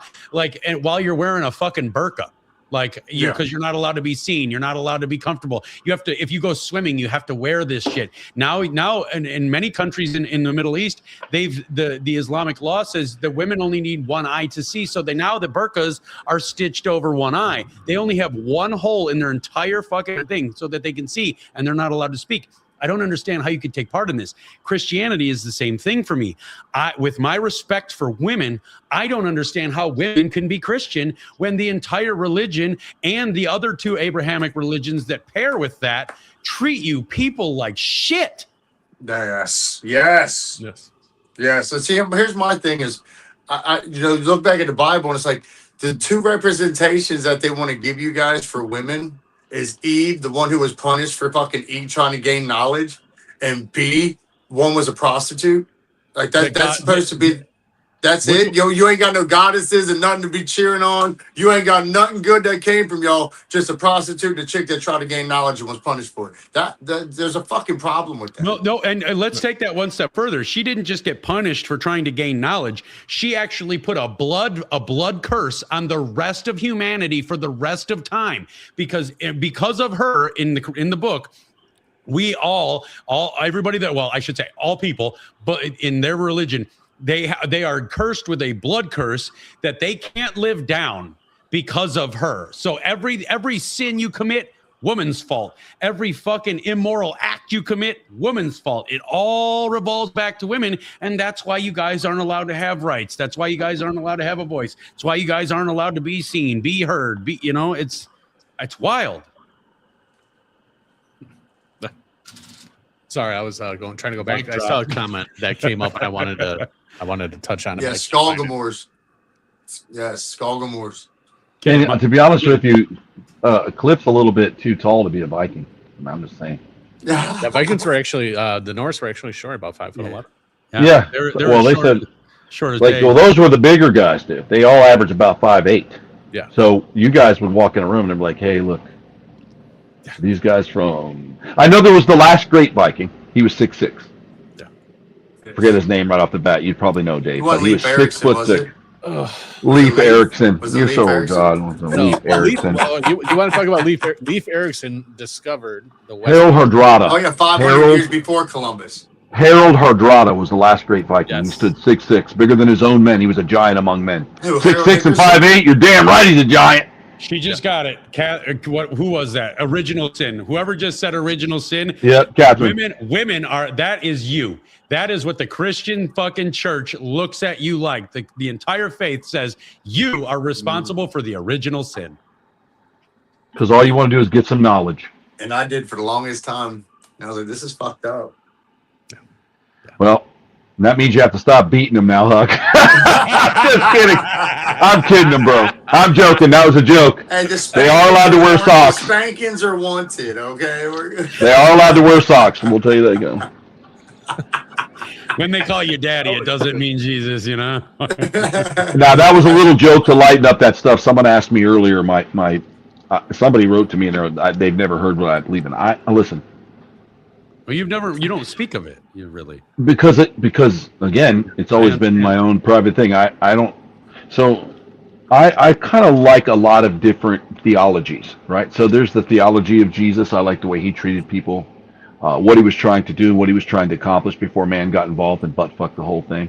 Yeah. I love some of the really cool stories of the Norse pagans and the gods they have. I mean, who doesn't think Thor's just badass? I mean, let's just, and Odin, when you piss him off and the world shakes. I mean, you have to think of how cool that stuff is. Some of the Greek gods that they had, from all that, all that stuff that they did.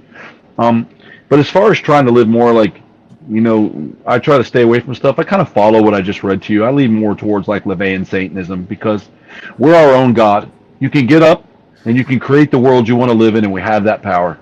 Or we can destroy it. We can pour it full of drugs, Kentucky Fried Chicken, STDs, needles, alcohol, all kinds of stuff. Or we can get up and go, you know what, I'm going to create this for myself. And a lot of people don't realize they accidentally do that by prayer or meditating or speaking it into reality. It's the only thing that we believe in anyways. And I'm not saying ever that there is not a creator. I have never once said that. I've never said I'm an atheist, right? I've never said that.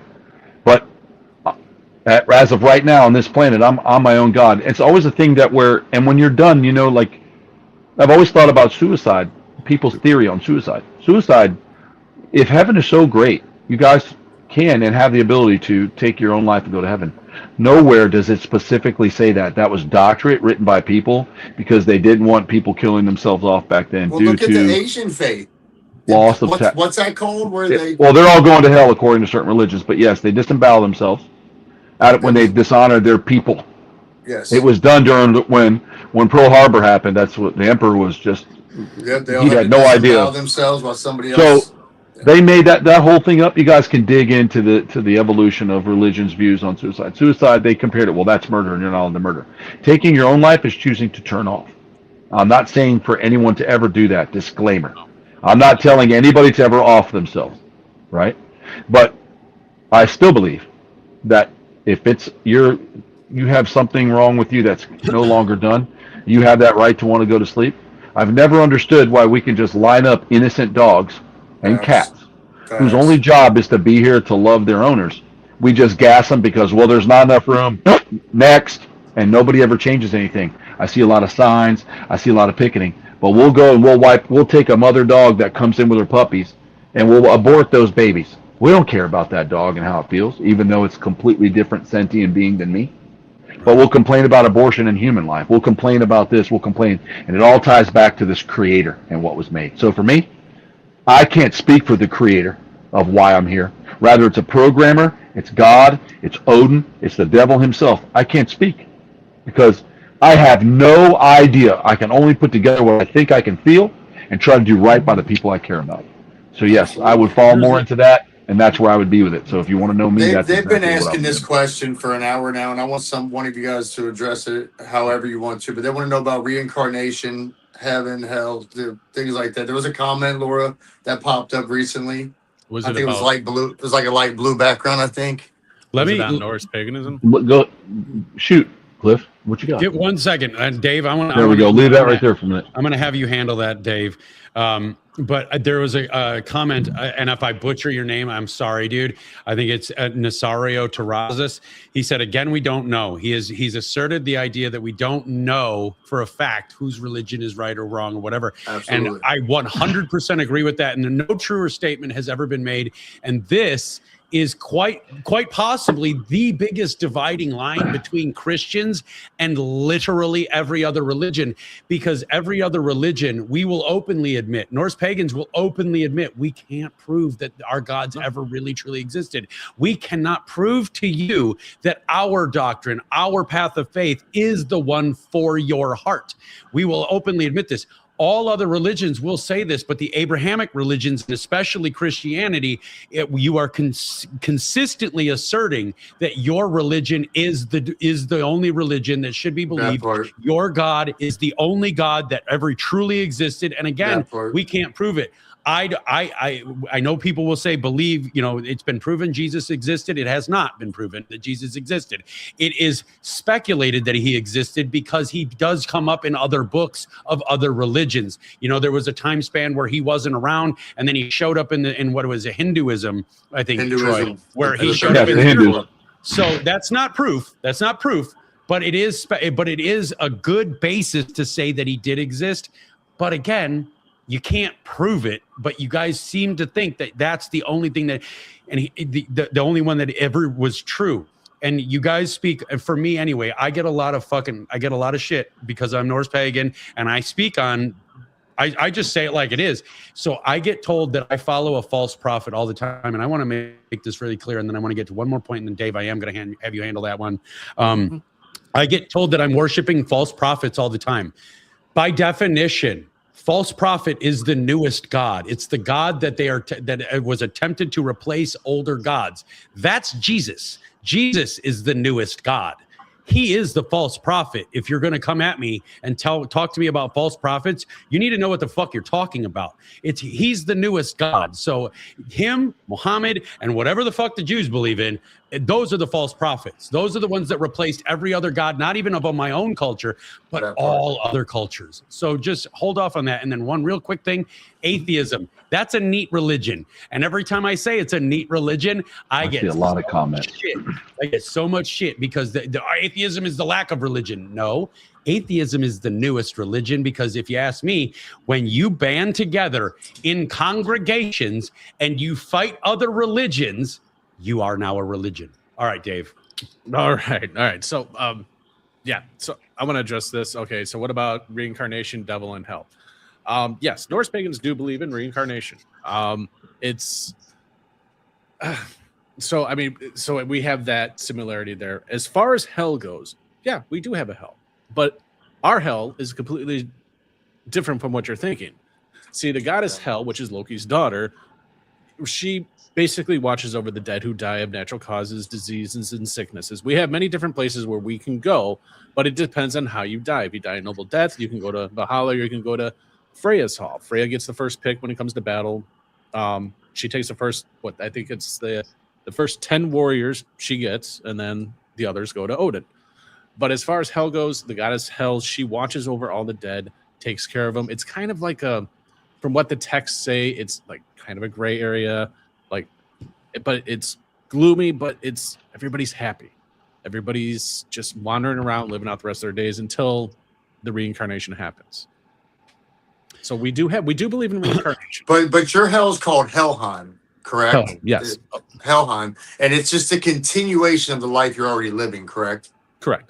You're not living in fear of burning in hell because you didn't bow the right way. You just get to continue your life or go to Valhalla or one of the other 9 realms. Yeah, well, there's ultimately there's 1, 2, 3. There's not 9 different places you go when you pass. There's only you got That's what I'm wanting to know. About 4 of them. I want to, if I'm remembering correctly off the top of my head, I know you have Valhalla, you got Freya's Hall, then there's one other one, and then Helheim. So there is one that is like a Christian hell, but it's you have to be the most wicked motherfucker that ever walked the planet to go there. It is literally reserved for thieves, rapists, and all that kind of shit. Yeah, I don't remember the name of that one off the top of my head. Because nobody ever talks about it, because that's not part of our being like that is not our culture. You know, it's not. Well, just like somebody else has said, what if all religions are wrong?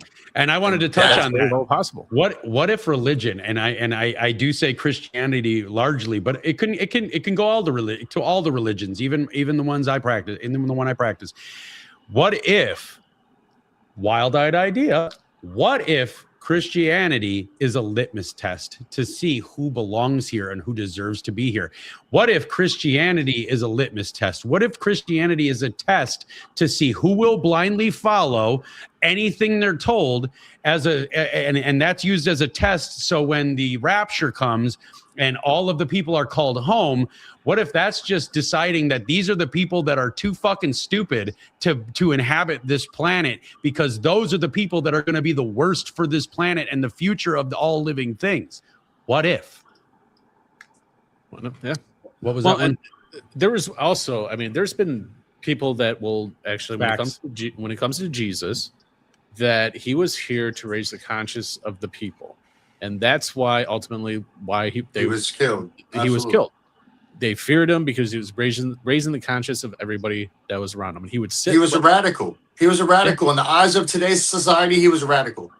He would sit with the people that the kings and all the higher up people wouldn't want to sit with. He would sit with the prostitutes. He would sit with the sinners. He would sit with all of these people. Absolutely. And have those conversations with them. But the problem is it's not Christianity. Christianity is not the problem. The problem is how it got twisted so much by man. The interpretation of it. Yes. The whole interpretation of Christianity, it's a great concept. The problem is that it became organized. And once it became organized, that's where it just tore it down. Well, just real quick, I had somebody one time run this by me, and it stuck with me for a little bit. Everybody here knows who David Blaine is, right? Yeah. Everybody knows who David Copperfield is. He's the street guy, the guy who walks on water and dangles in the air and disappears and does all this magic and shit. Who the fuck is to say that we didn't have a David Blaine 2,000, 3,000, 4,000, 5,000 years ago doing the same fucking shit? We did.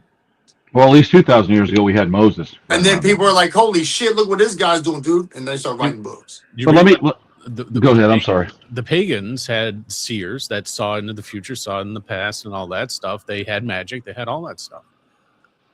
You know, I think a lot of Christians don't give Jesus enough credit. No, they don't. Listen, if you can think about this for a second, open your mind and listen to what I'm going to tell you, because we really just don't know, other than what one of the books in the Bible told us. However, you want to take the story where he sat with kings, like he was just talking about. Dave was dead right on that. Flip tables. He was pissed off. These big kings he's talking about were leaders. And they had the power of God in their hand to keep you so scared that you did everything you were supposed to do. Pay your taxes. They had all their women and the wealth they wanted, and they were living the high life, like high on cocaine, as much as they wanted. And everybody was going to take care of it for them, similar to the way churches run today. Not all churches, but most of them. Now, Jesus was the motherfucker that got up and went in there and challenged them, which is why he was killed. It wasn't that I'm going to go in there and bring them to be friends with my Father. It was to say, you're destroying the people. You are killing the people, and you're living amongst this wealth while people are dying, and this is not the way. So basically, he was pretty badass. He was a Mandalorian, per se. And he went in there and fought for the right of being good, right? And so almost every movie's been written like that in history. Every storybook always has a hero. So a lot of people peg Jesus as this, oh, he did this, and he was just this loving guy, and he went around and gave him a little slap on the bottom. Your sin's free. You're all free. No, I don't think so. I think he was very, very hardcore at what he did. I think if you really read the story of Jesus and you look at what he said, he sat down with sinners, he sat down with killers, he sat down with kings. He was getting in there. And he was starting to win, and he was killed. And he was pissing people off because he stood against the narrative. Yeah, they mocked him and called him the king of the Jews. And even the Romans, why do you want us to kill this man? He didn't really affect the Romans. Why do you want to kill him? Herod's like, dude, I don't want anything to do with this. But they forget about all that because they take it back to this, because you're a sinner, Huck. Because you laid there as a gigolo or whatever. You understand? But that's not what it was for. And my neighbor made a joke the other day, and she's a Christian. She said, I have to go around to sin, or otherwise Jesus died for no reason. And I thought that was great. And I want to tell you a little bit. I'll tell you a fast bit of my history. I grew up during the Satanic Panic. My mother was 21 years old when I was born. She was brought up in a Catholic family, really good about it. My mom wasn't over-religious, but at the time, you're in your 20s. Your kids are now 12, 13, 14, 15 years old, okay? Everywhere you look, as a young parent, they're like, they're looking in the camera, you've got to keep these kids away from this rock and roll music. It started with Elvis shaking around his hips, making girls want to fornicate and get horny. It's a sin. Rock, rock, rock, rock, rock. And while they were being pounded that, your parents of my era thought they were helping. They thought they were keeping you from something. They were protecting their children, right? Now, as an adult, as a kid, I hated that. I'm like, why are you listening to this fucking guy over here? We all know they're idiots. I know there's someone over here with pain in their leg. God's telling me. Shut the fuck up. You're talking to 800 people. Of course someone's going to have pain on the right side of their leg. But at that time, you have young parents. They're raising children. You have all these evangelists, and the Satanic Panic was real, and it was penetrated into the 700 Club. It was penetrated into TV. Everywhere you looked, everything, every album cover, all this, all that. We got to stop this. We're going to burn everything. So everything that I was ever interested in, music being the first and foremost, monsters, bad guys, the villain, I was going to hell. No matter what I was into. Oh, you can't do that. If you do that, you're going right to hell. At the same time, my parents were cool. My mom never made me cut my hair. I had very long hair. I kind of lived the era. It was cool. I'd go to church, and some 400-pound woman would come up and tell me, you're sinning with all that hair. You look like a hoodlum. You're 400 pounds. I know that gluttony is part of your commandments. And at the end of church, we're all going out back, and you're going to eat 4 buckets of chicken by yourself. But I have long hair. That's the way I grew up. Everybody's always pointing the finger. You're a piece of shit. You're going to hell, because I had my own brain, because I want to do my own thing. And where I'm at today is because I was born to a great family. I have a wonderful family. And my mom and my mom's Christian. But not Christian. I don't know how to say it. Like, she believes in God, and she follows that faith, and she doesn't hurt people. She loves Ant. She loves Cliff. She loves all the things that David does. She loves Huck. Because we're humans. That's what we're supposed to do. We're not persecuting anybody. Times were different for me. Now as an adult, and I look back, I go, man, my parents were just trying to save me. Even though I was pretty smart, I didn't get hooked up in shit, Cliff. I didn't do a lot of drugs. I didn't do any of that kind of stuff. I was pretty mentally focused on what I wanted to do with my life, and I'm still kind of doing it. But at the end of the day, that's where it all stems from, all that hatred. So people stop looking that are alive right now, because everybody else is dead. My grandparents are dead. They're all gone now. All that died with them. But the parents that are still alive today, with people that have kids that are 44, 40 and up, it stopped in the 80s, the late 70s and 80s. So now, younger people don't look past that. So you got these, I'm here for America and God, and you all can fuck off. You don't even look past what was taught in the 1970s and 80s, because that's what was told to you. That's what all the evangelists were telling you on TV. That was all the super revivals they were doing, these multi-million super, they made a joke about it. The Righteous Gemstones was a great TV show led by John Goodman. And if you don't watch it, it's exactly what that was about. And it was fan-fucking-tastic. It's probably Cliff can't watch that show without laughing, and he don't even watch TV. If he watched that, he would die laughing, and he wouldn't fall asleep. It's hilarious. And you're like, oh my God, that's so true. So there's a religion there, and I've never said Jesus didn't walk around. I don't know. There's a lot that says he did. Great. But what he was doing was being a badass to help every one of you call me a piece of shit, or Huck a sinner, or Dave and Cliff should just go, jump off a cliff because they're pagans. That's what you have a right to do that because of all of this. So it's just be yourself. Stop hating everybody. Let me touch on something here because and it's a rare perspective that I want to just introduce to people. I'm not saying that I believe it's factual, but there is some credence here. So when we talk about Jesus and his sacrifice, because I've seen some comments come up, Jesus didn't sacrifice himself for our sins. God did not sacrifice his Father. Did not sacrifice him for our sins. Jesus was murdered. The story later said that he sacrificed for our sins. But here's what I want to introduce, this perspective, this thought. Let's just assume that he sacrificed himself. Let's assume that he ran up there to all the Jews and all these people that said, string me up because I want to die for everybody's sins. I'll take the bullet, string me up. Let's say he did that. He came back, which that means it's not a sacrifice. That made it a transaction. He was killed on the cross to pay for our sins, but then he was resurrected as a God later. That's a transaction. That is a transaction for personal gain. If somebody told me that I could fucking sacrifice myself for everybody's sin, and then I was guaranteed to be resurrected as a God 3 days later or whatever, I'd be like, fucking bring it on. Let's go. Exactly. They made it a transaction. I always thought Jesus might have been an alien, Cliff. Because you got a whole bunch of people in robes with sticks that are still eating goats, and he's going like this, and he's flying up in a light into the heavens. I mean, we all know what getting sucked up in a spaceship's like. I mean, we've seen movies. Every civilization that has ever been discovered throughout the history of mankind, every civilization has depictions of sky people, has depictions of aircraft, has depictions of flying things coming down and littering the planet. Didn't Da Vinci have his? Yeah. Da Vinci did a lot of cool. His paintings were amazing, and he was actually really intelligent. And it was illegal to be doing the autopsies and stuff he was doing when he was doing them, so he could actually learn the body. I mean, that guy was something else. But again, shut down and called upon as a liar and a blah blah blah blah blah blah whatever else. But he was actually really good.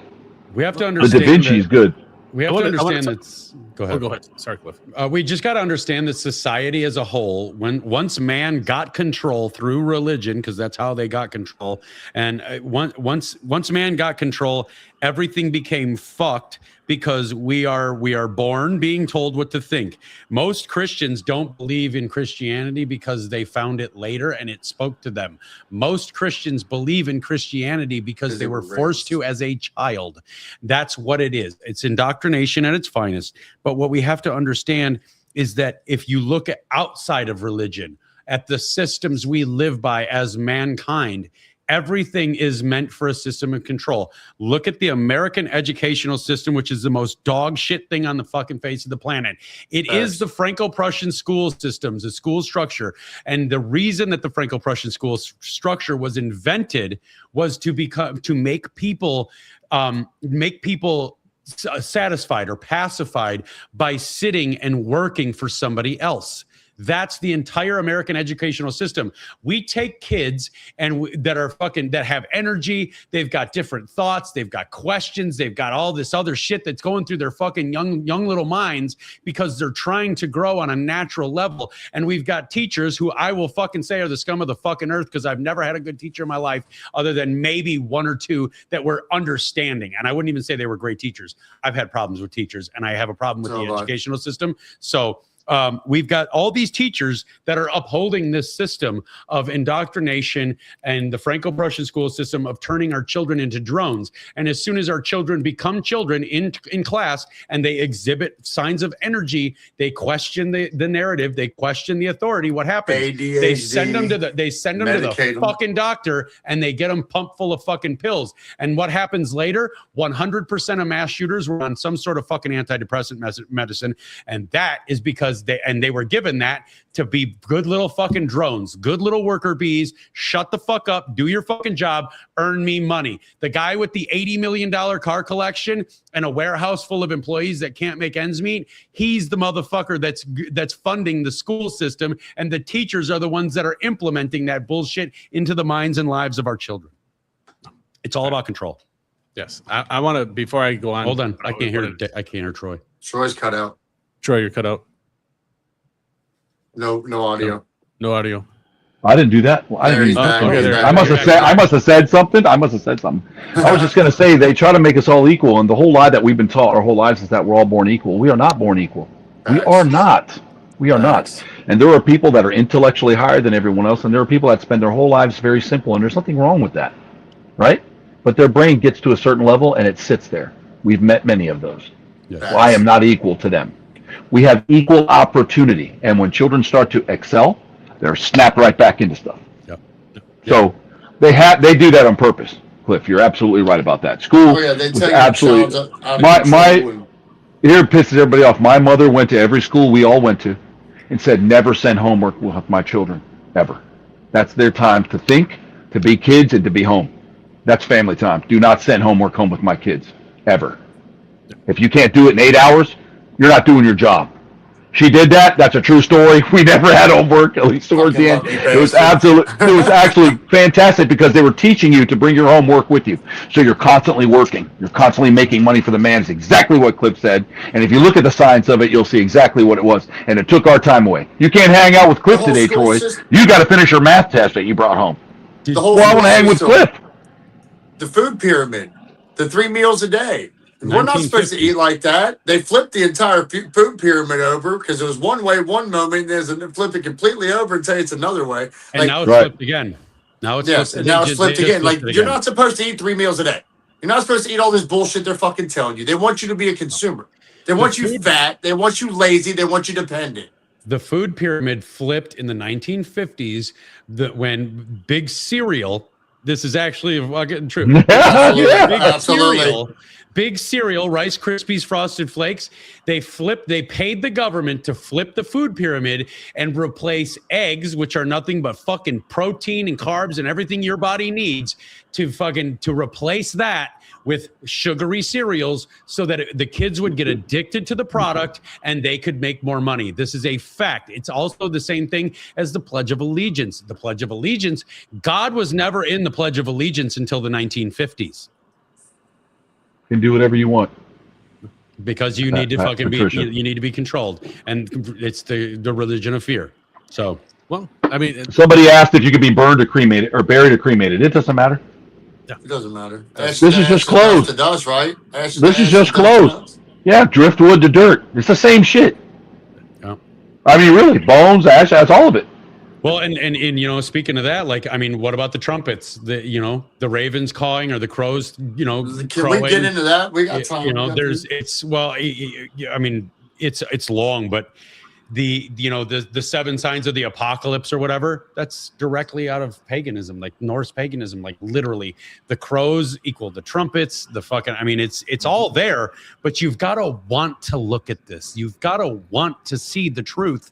Unless you do, nothing anybody ever tells you is ever going to land, because you have to have that open mind. You want to tell your mommy and your daddy and your neighbors you have in order to understand where we're coming from with this. Again, none of us know.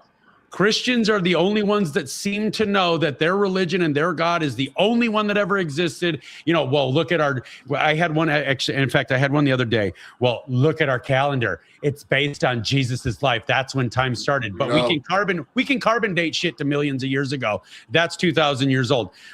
Most of the calendar is named after pagan gods. I mean, what are we doing here? Is it April 1st? Days of the week, is it April 1st Fool's Day? Right? Yeah. But reality, April 1st is technically the beginning of the calendar year. Yes. And they're doing that to mock you. And they did that to mock you. They made April 1st, which was the beginning of the calendar year, because that's the start of the spring growing season. They named it April 1st to make fools out of all of you, so that you wouldn't look into the history of it and understand that, holy shit, this is when our year is actually supposed to start. This is also everybody talks about, like, how many people out there that you're like, man, we used to get a lot more snow when I was a kid. Like, when I was a kid, November, we were building snow forts. Now we don't get snow till January. It's because we have fucked with the calendar so many times because of control structures and somebody wanting to be the ruler of mankind, that the seasons no longer coincide with the months we knew them as. Well, we have to remember too that we lost 33 years in the Bible. There's 33 years completely gone. Everything is 33rd degree, 33rd. It's always a three, always threes. Yeah, well, it's because humans fuck everything up they get in contact with. Like, I think kids when they're little in kindergarten or first grade shouldn't have to be learning about Benjamin Franklin and Abraham Lincoln. Who gives a fuck? You don't apply that anymore. That's such old shit now. That's like learning about shit you don't need to learn about. You need to start teaching about things, how to become a better human, social skills, how to understand, how to communicate, how to problem solve. Not just, well, you better read about Benjamin. What's a 5 to 6 year old want to? Nope, it's irrelevant. Well, but then again, bullying always happens in big pecking orders. It's survival. We've interfered again because we have to take little Timmy out. They're beating him up. He could die. Well, in the old days and in the wild kingdom, he would die. And guess what he wouldn't do? He wouldn't breed and make more weak little people and cause the extinction of their own species.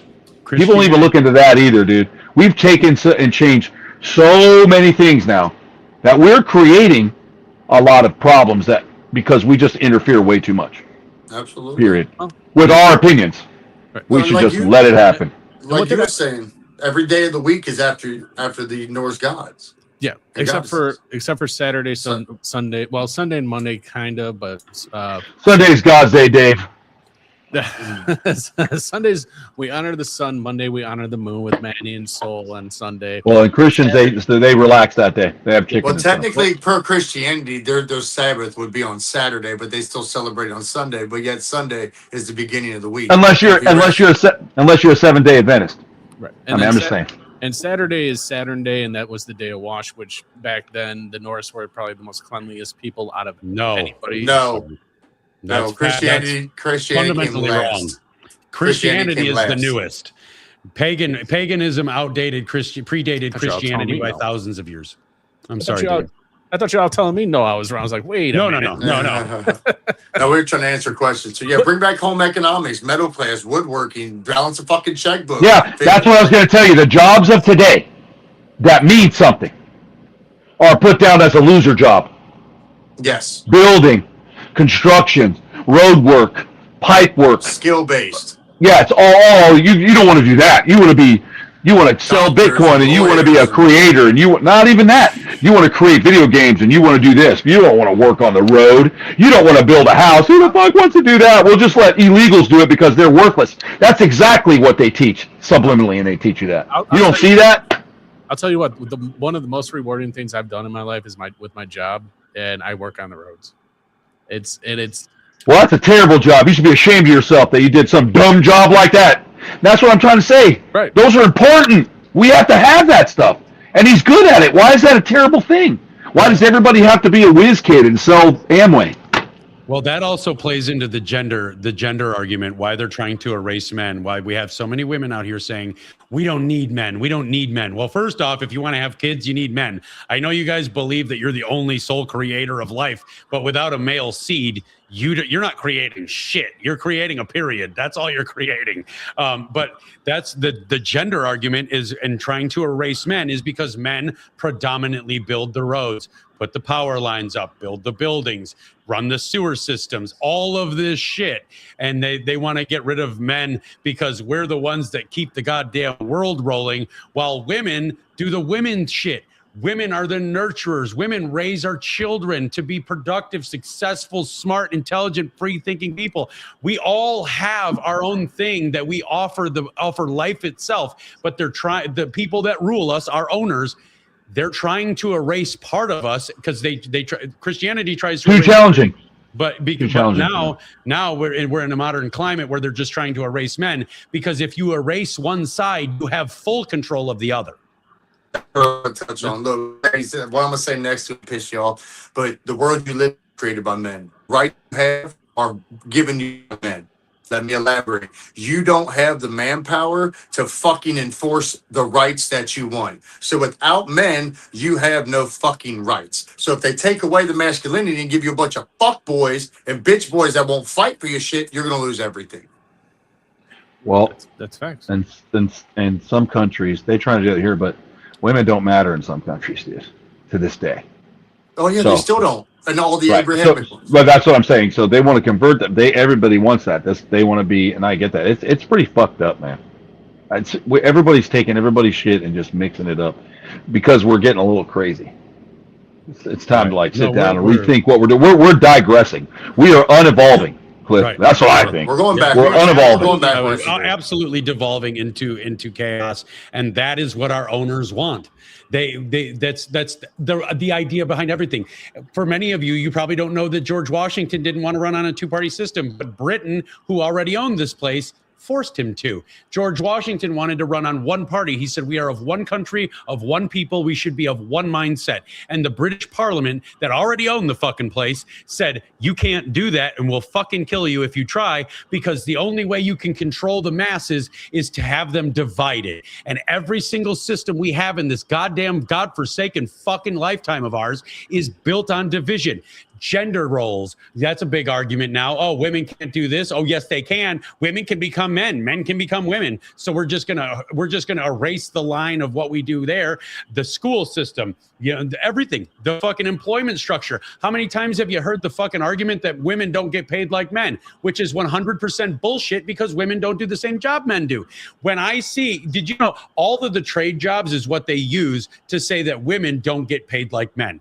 They're also based off of 32 hours, not 40. 89.5% more men work in fucking trade jobs than women. So they will say, oh, you don't get paid like men on broad scale. You're too fucking, and most people are too fucking stupid to look in it. So they just look into it. So they just say, oh, well, I heard that headline on Fox News, or I heard that headline on CNN. Women don't echo make chamber.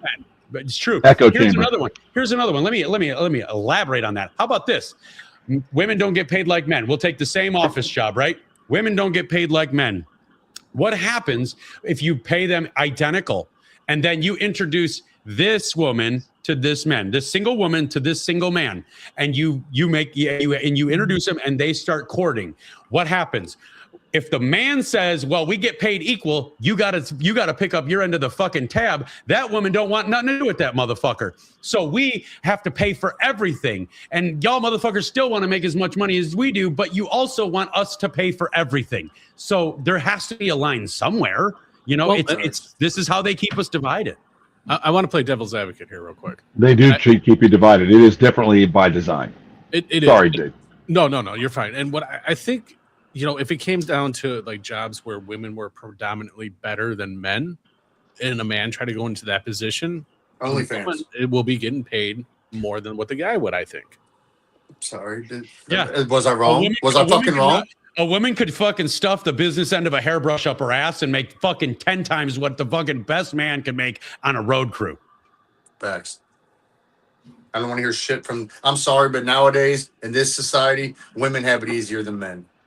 I said what the fuck I said. On some levels. I will say not all levels, but for sure. Sorry, Laura. Where I work at, we have some women that work there, and especially out in the field, and I've seen where they get offended very easily and they leave the job. They leave the job site, which is we can't do. So Ralph. In some instances, there's some jobs where maybe, I don't want to sit here and say that women can't do whatever they want. Anybody can do whatever they want. You put your mind to it, you can do it. But it's just how you do it compared to how somebody else does it, man, woman, whatever. What people fail to realize is they've designed it this way to break up the nuclear family from Jump Street. Why, you ask? The government introduced feminism. The government taught you feminism. The government pushed you into feminism because now you're fighting for equality, but in reality, they're getting 50% more fucking tax money because now you're going to work instead of staying home taking care of your children, teaching them properly. Oh yeah, make some more money, 100%. Now you're going to go make the government more money because you're fighting for equality. Yeah. Well, here's another one. The prison system. Well, I don't want anybody to be offended. What Huck's not saying that he still thinks you could be drug out, not allowed to wear socks, and be beaten in the kitchen. That's not it. You know what I mean? Because it's okay to be equal. I'm not saying that at all. If a girl wants to go get a job, or a woman wants to get a job, she has every right to do that. Oh, sir. I'm going to say that. But, the whole, they want to be equal. Like, you can't just, hey, Frankie beat his wife. You want to go play cards? That shit used to go on. All the way into the 50s. Like, oh, that's just Huck. He's beating his wife in the front yard again. We'll go to pizza when he's done. And nobody gave a shit. And that's wrong. That's not right, man. That's the only equality we deserve. But they made it. They propelled it and made it bigger and bigger and bigger, like you said, to make tax. That's exactly what they did. They introduced it, and that's terrible. And the government is all about money. The government's all about money, even down to the prison system. How many times have you all heard people quote, well, America's got the most inmates of any country or any 3 countries on earth combined? Well, that is a fact. And it's not because we're the shittiest people. It's because we're the only fucking place on earth. Muslims are out giving birth more than we are. Right. Yes. Well, but we're the only place on earth that has contracts to be filled by the private prison system. Facts. Most people don't know that the prisons have a 93 to 97% contract, which means they have to have at all times 93 to 97% of the beds filled. They have to, or they fucking lose money. They are contracts. That's the whole private prison system. That's why we introduced crack. The government introduced crack into the black communities in the 80s. It's to break up black families from becoming more powerful and becoming more intelligent, and then and to fill the prisons, because back then it was 67%, 68%. Well, But that's now why because most of them are privately owned. They're privately owned. they're all Now private. you got privately owned prisons. Yeah, If you don't they're think all that's a privately. business, we're blind. When the government owned the prison system, it was a 60, I think it was 64 to 69%. They had to keep to fund the prison, to keep receiving the funding to run the prison. They had to keep 64 to 69% of the beds full. When the prison system went fully privatized, it went up to 90 to up to the top to the cap of 97%. But beds need to be filled. It's money, money, money, and they make money, money, money by division. Absolutely. Well, So Huck, you took us off the religion there. Yeah, just a Beating little women bit. and stuff. Wait a Little minute. beating women, you know. You just gotta. That was you. You know, Huck's like, can't beat them anymore, guys. You can't beat them. if we, but I think it's. I'm just playing with you, Huck. I'm playing with you. I think this is great. I think this would be a great point to try to start wrapping this up on just that point, because what it is it leads directly into unity. If we can all, have this religious discussion, and we can all decide to follow our own faiths with the understanding that all of our faith inevitably at some point in history or another stemmed from another faith, making it not the only faith, making it not the only road for everybody, not the only path or avenue for everybody to practice their spirituality. We could actually fucking unite. We could actually unite to Coexist. We could actually unite to a point where we could, coexist. Succeed. Exactly. We could succeed. Yeah. We could take it to the fucking government. What would it look like if Christians started all understanding that their faith is for them, not to be preached to everybody else? What could it be like if they banded together with the pagans, the Muslims, the fucking the Hindus, and the fucking Buddhists? And what would happen if that major division line got removed and we all marched to Washington and demanded change? I think we could get it. I know we could get it. Well, the world would. That's why it's divided. You're right, Cliff. But that's why we put this live. If we all got along, not just Christians, not just Christians, even these crazy people that are out there burning shit down and marching. If everybody was like, you know what, we got to stop this. It's up there. And you go up there and everybody gets together, he's 100% right. He actually nailed that one. My problem with life isn't that people believe in Jesus. My problem with life is that the government is fucking us all in the ass. That's my problem with life. So 100%. This is just a distraction. This is just something we're all indoctrinated into believing. It needs to be said. We're indoctrinated into believing that you need to believe in Jesus Christ because he's the only Lord and Savior. You need to believe in the left or the right side of the government because they're here to save us. Preach it. Everybody's fucking us. Everybody's killing us. And every single fucking time you say, I'm a fucking right wing this, I'm a left wing this, you're fucking continuing the division and continuing the cycle of division and hate and anguish and pain and strife and torment all the way into the future for your kids, for your kids' kids, for your kids' kids' kids, for the rest of mankind. That's why I always say, fuck both sides of every argument. There's a way that you can fucking you can remove the wall between you and coexist. There's a way you can actually be friends. You know, I just want to say one thing before I know we're wrapping up, but I want to just say that, you know, this is for the Christians and for anybody else, any other religion. we're not against you. I don't care. We're not at all. Facts. I've said this time and time again, especially Christians. I would have my brothers and sisters that follow Christ. I would have their back in a heartbeat if things went that way. All pagans would. Well, yes. Like I said, I know we're all wrapping up. And one thing, I got crucified when I told people that I was going to take this journey and you need to put your cross on. And it's all about symbolism. It really is. All right. It drives me fucking nuts. But it's like, I truly seen this, like, okay, I'm over here preaching on Wednesdays and Sundays. I was preaching. I was trying to do what they wanted me to do, what I felt like I should do, trying to bring people together. And yet I was still being crucified for it.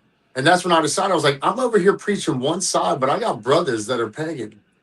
I got brothers that are Satanists. I got brothers that are atheists. I got brothers that are, not Christian at all. Like, they don't believe in anything. And it's like, I literally had people in my services on Wednesday and Sundays that were pagans, that were supporting our beliefs. Mm-hmm. They were doing it for our family. They were doing it for us. But you guys wouldn't do the same for them. And then I turn around and make one simple statement that I want to increase my knowledge and maybe unite people. And I'm the bad guy for wanting to do what Jesus wanted you all to do. That's what Jesus was doing. Mm-hmm. Go ahead. And that's why I was crucified for it the same way anyone else is. Well, here's the thing. I think, you know what, and because this is a conversation regarding mostly Christians and pagans and whatever. If Christians would, I'm trying to appeal to all the good Christians out there, the real Christians, as you call yourselves, the ones that don't pass judgment upon others, the ones that aren't screaming in people's faces about how they need to believe in Jesus. If you guys could take the energy that your God gave you and turn it against your own that are the bad ones, we could really make some major shit happen, because it's the bad ones that are fucking up your entire path of faith for everybody. It's the bad ones in your culture, in your faith, that are making your faith, literally, this is statistical fact, Christianity is fading out faster than any other religion on earth, and it has been for more than a decade. And it's because of these people that you call bad Christians. They're the fake Christians. We need you Christians, the people that are out here, the people of earth. We need you good Christians, you true Christians, to turn your energy from outward to inward to your own groups. We need you to, instead of, when you see somebody that's judging people in the name of God, we need you to not go, oh, that's a fake Christian, and then walk away. We need you to handle some fucking business and shut these motherfuckers down. Facts. That's well said. Call out yourself. Govern your own. Govern your own. Gangs well, that's do the it. problem is they govern their own by calling them out and judging them, but they won't govern themselves. And that's something as a whole, regardless of what you believe in, govern yourself. You're right. I was just saying what Cliff said. Turn inward and govern yourself. Like start making everybody accountable. I mean, we do that to each other, and it's not even religion. They're asking if we can do this again. We might. Yeah, I've seen a lot. I wanted to actually touch on that because I've seen a lot of comments that have been flying through about, like, they want us to have this. Like, can we have this weekly? I want to put this one up. Laura, I'm going to put this comment up real quick, and then you can get right back to it, because I love that fucking comment. You guys did a great job. I wasn't going to watch thinking you were swaying us, but none of you did that. Awesome. That is the fucking key right here. You can keep scrolling through the comments now. We're not here to make you believe in our shit. We're here to remove the wall between the people that believe what you believe and the people that believe what we believe, so that we can fucking band together and make this life worth fucking living. Truly coexist. Right now, every single one of us gets up every single morning. I'm truly happy at my core, but I still don't want to get up and go to work for the man. I don't want to have to get up at the ass crack of dawn to go build some other motherfucker's dream because I'm not allowed to build my own. We can make this life worth fucking living, but we got to get the wall out from between us, and we've got to be able to talk. No pagan that I know ever wants to, none of them is their mission is to convert Christians. It's not. So they've never tried. None of them have ever tried. We just want to talk. We just want you to know that we're far more similar than you believe. While all Christians are coming, or not all Christians, I know I'm going to get the fucking, it's not all of us, but broad scale, generally speaking, Christians are always coming at everybody saying, "Oh, you need to believe what I believe."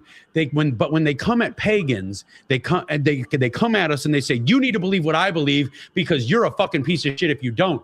But the problem is that what you believe came from what I believe. That makes us far more similar than you'll ever imagine. And if we could get the truth out to the Christians as to where their faith actually is rooted, we would actually fucking unite for once.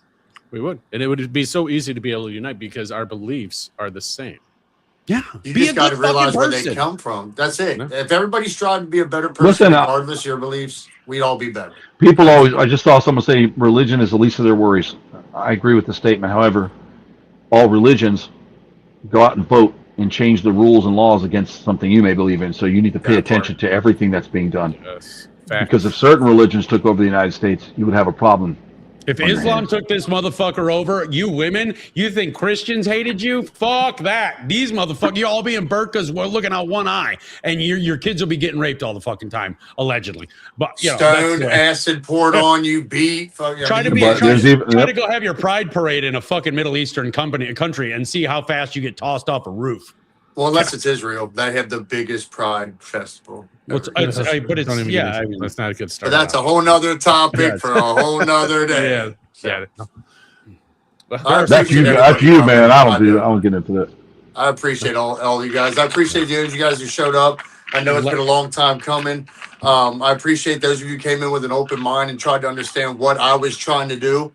Is because I have coexisted with every one of these people without problems, and I like to see all of us coexist with everyone without these problems. Because once you figure out who's dividing you, then you figure out who the hell needs to be conquered eventually. So it's time for everybody to coexist, regardless of belief. Don't come in here passing judgment on shit. Is Troy a good person, regardless of his beliefs? What do you mean? Is Cliff? Is Dan? Is Laura? Are these all good people, regardless of Dave? Dan. I'm sorry. Dan. Dan. What the fuck? You're fucking Dan today. Okay, it's Dan the man. Okay, it's fucking all right, Stacy. Oh, stop. Okay, so everyone here is a good person, right? Everyone here is a good person. I've seen plenty of comments tell me that I would dine with any one of you. So why can't we get the whole world to do that? Exactly. That's my whole goal of this one. Because everyone has judgment. That's not going to happen. Because we're primates. That's exactly why that's not going to happen. I'm sorry, but if you want to walk like Jesus, you better learn how to do it, right? I'm just saying. You got to look at it like this. If you want to walk like Jesus, you got to be ready to do it. If you want to walk like Odin, you got to do the same fucking thing.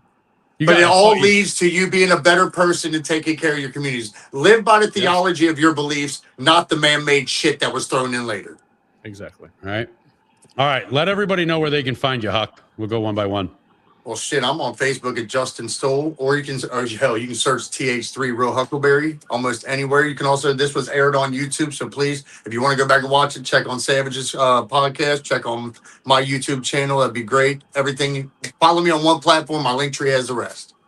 Troy, you want to let them know where they can follow you? Yeah, you can find me on Instagram at The Motley Croc Show. You can find me at Troy Lilly on Facebook, and you can find The Motley Croc Show on YouTube, which you'll find this show there too, because we put it up there. Absolutely. Laura's Elmore1217 on Instagram if you want to follow her. She doesn't do anything with fucking social media, nothing. So, I mean, it's a follow for. Well, I had seen somebody say, who's the one in the top right box? Why is she not saying nothing? She's working the comments for all of you fabulous individuals. She's the one shuffling your comments all night long. She's working. So huge round of applause for Mrs. Laura. Savage. Thank you, Laura. Thank you, Laura. You're amazing. Great job, Laura. Dave, let them know where they can find you. All right, guys. You can find me on Facebook, Instagram, and over on YouTube at The Hammer Drops.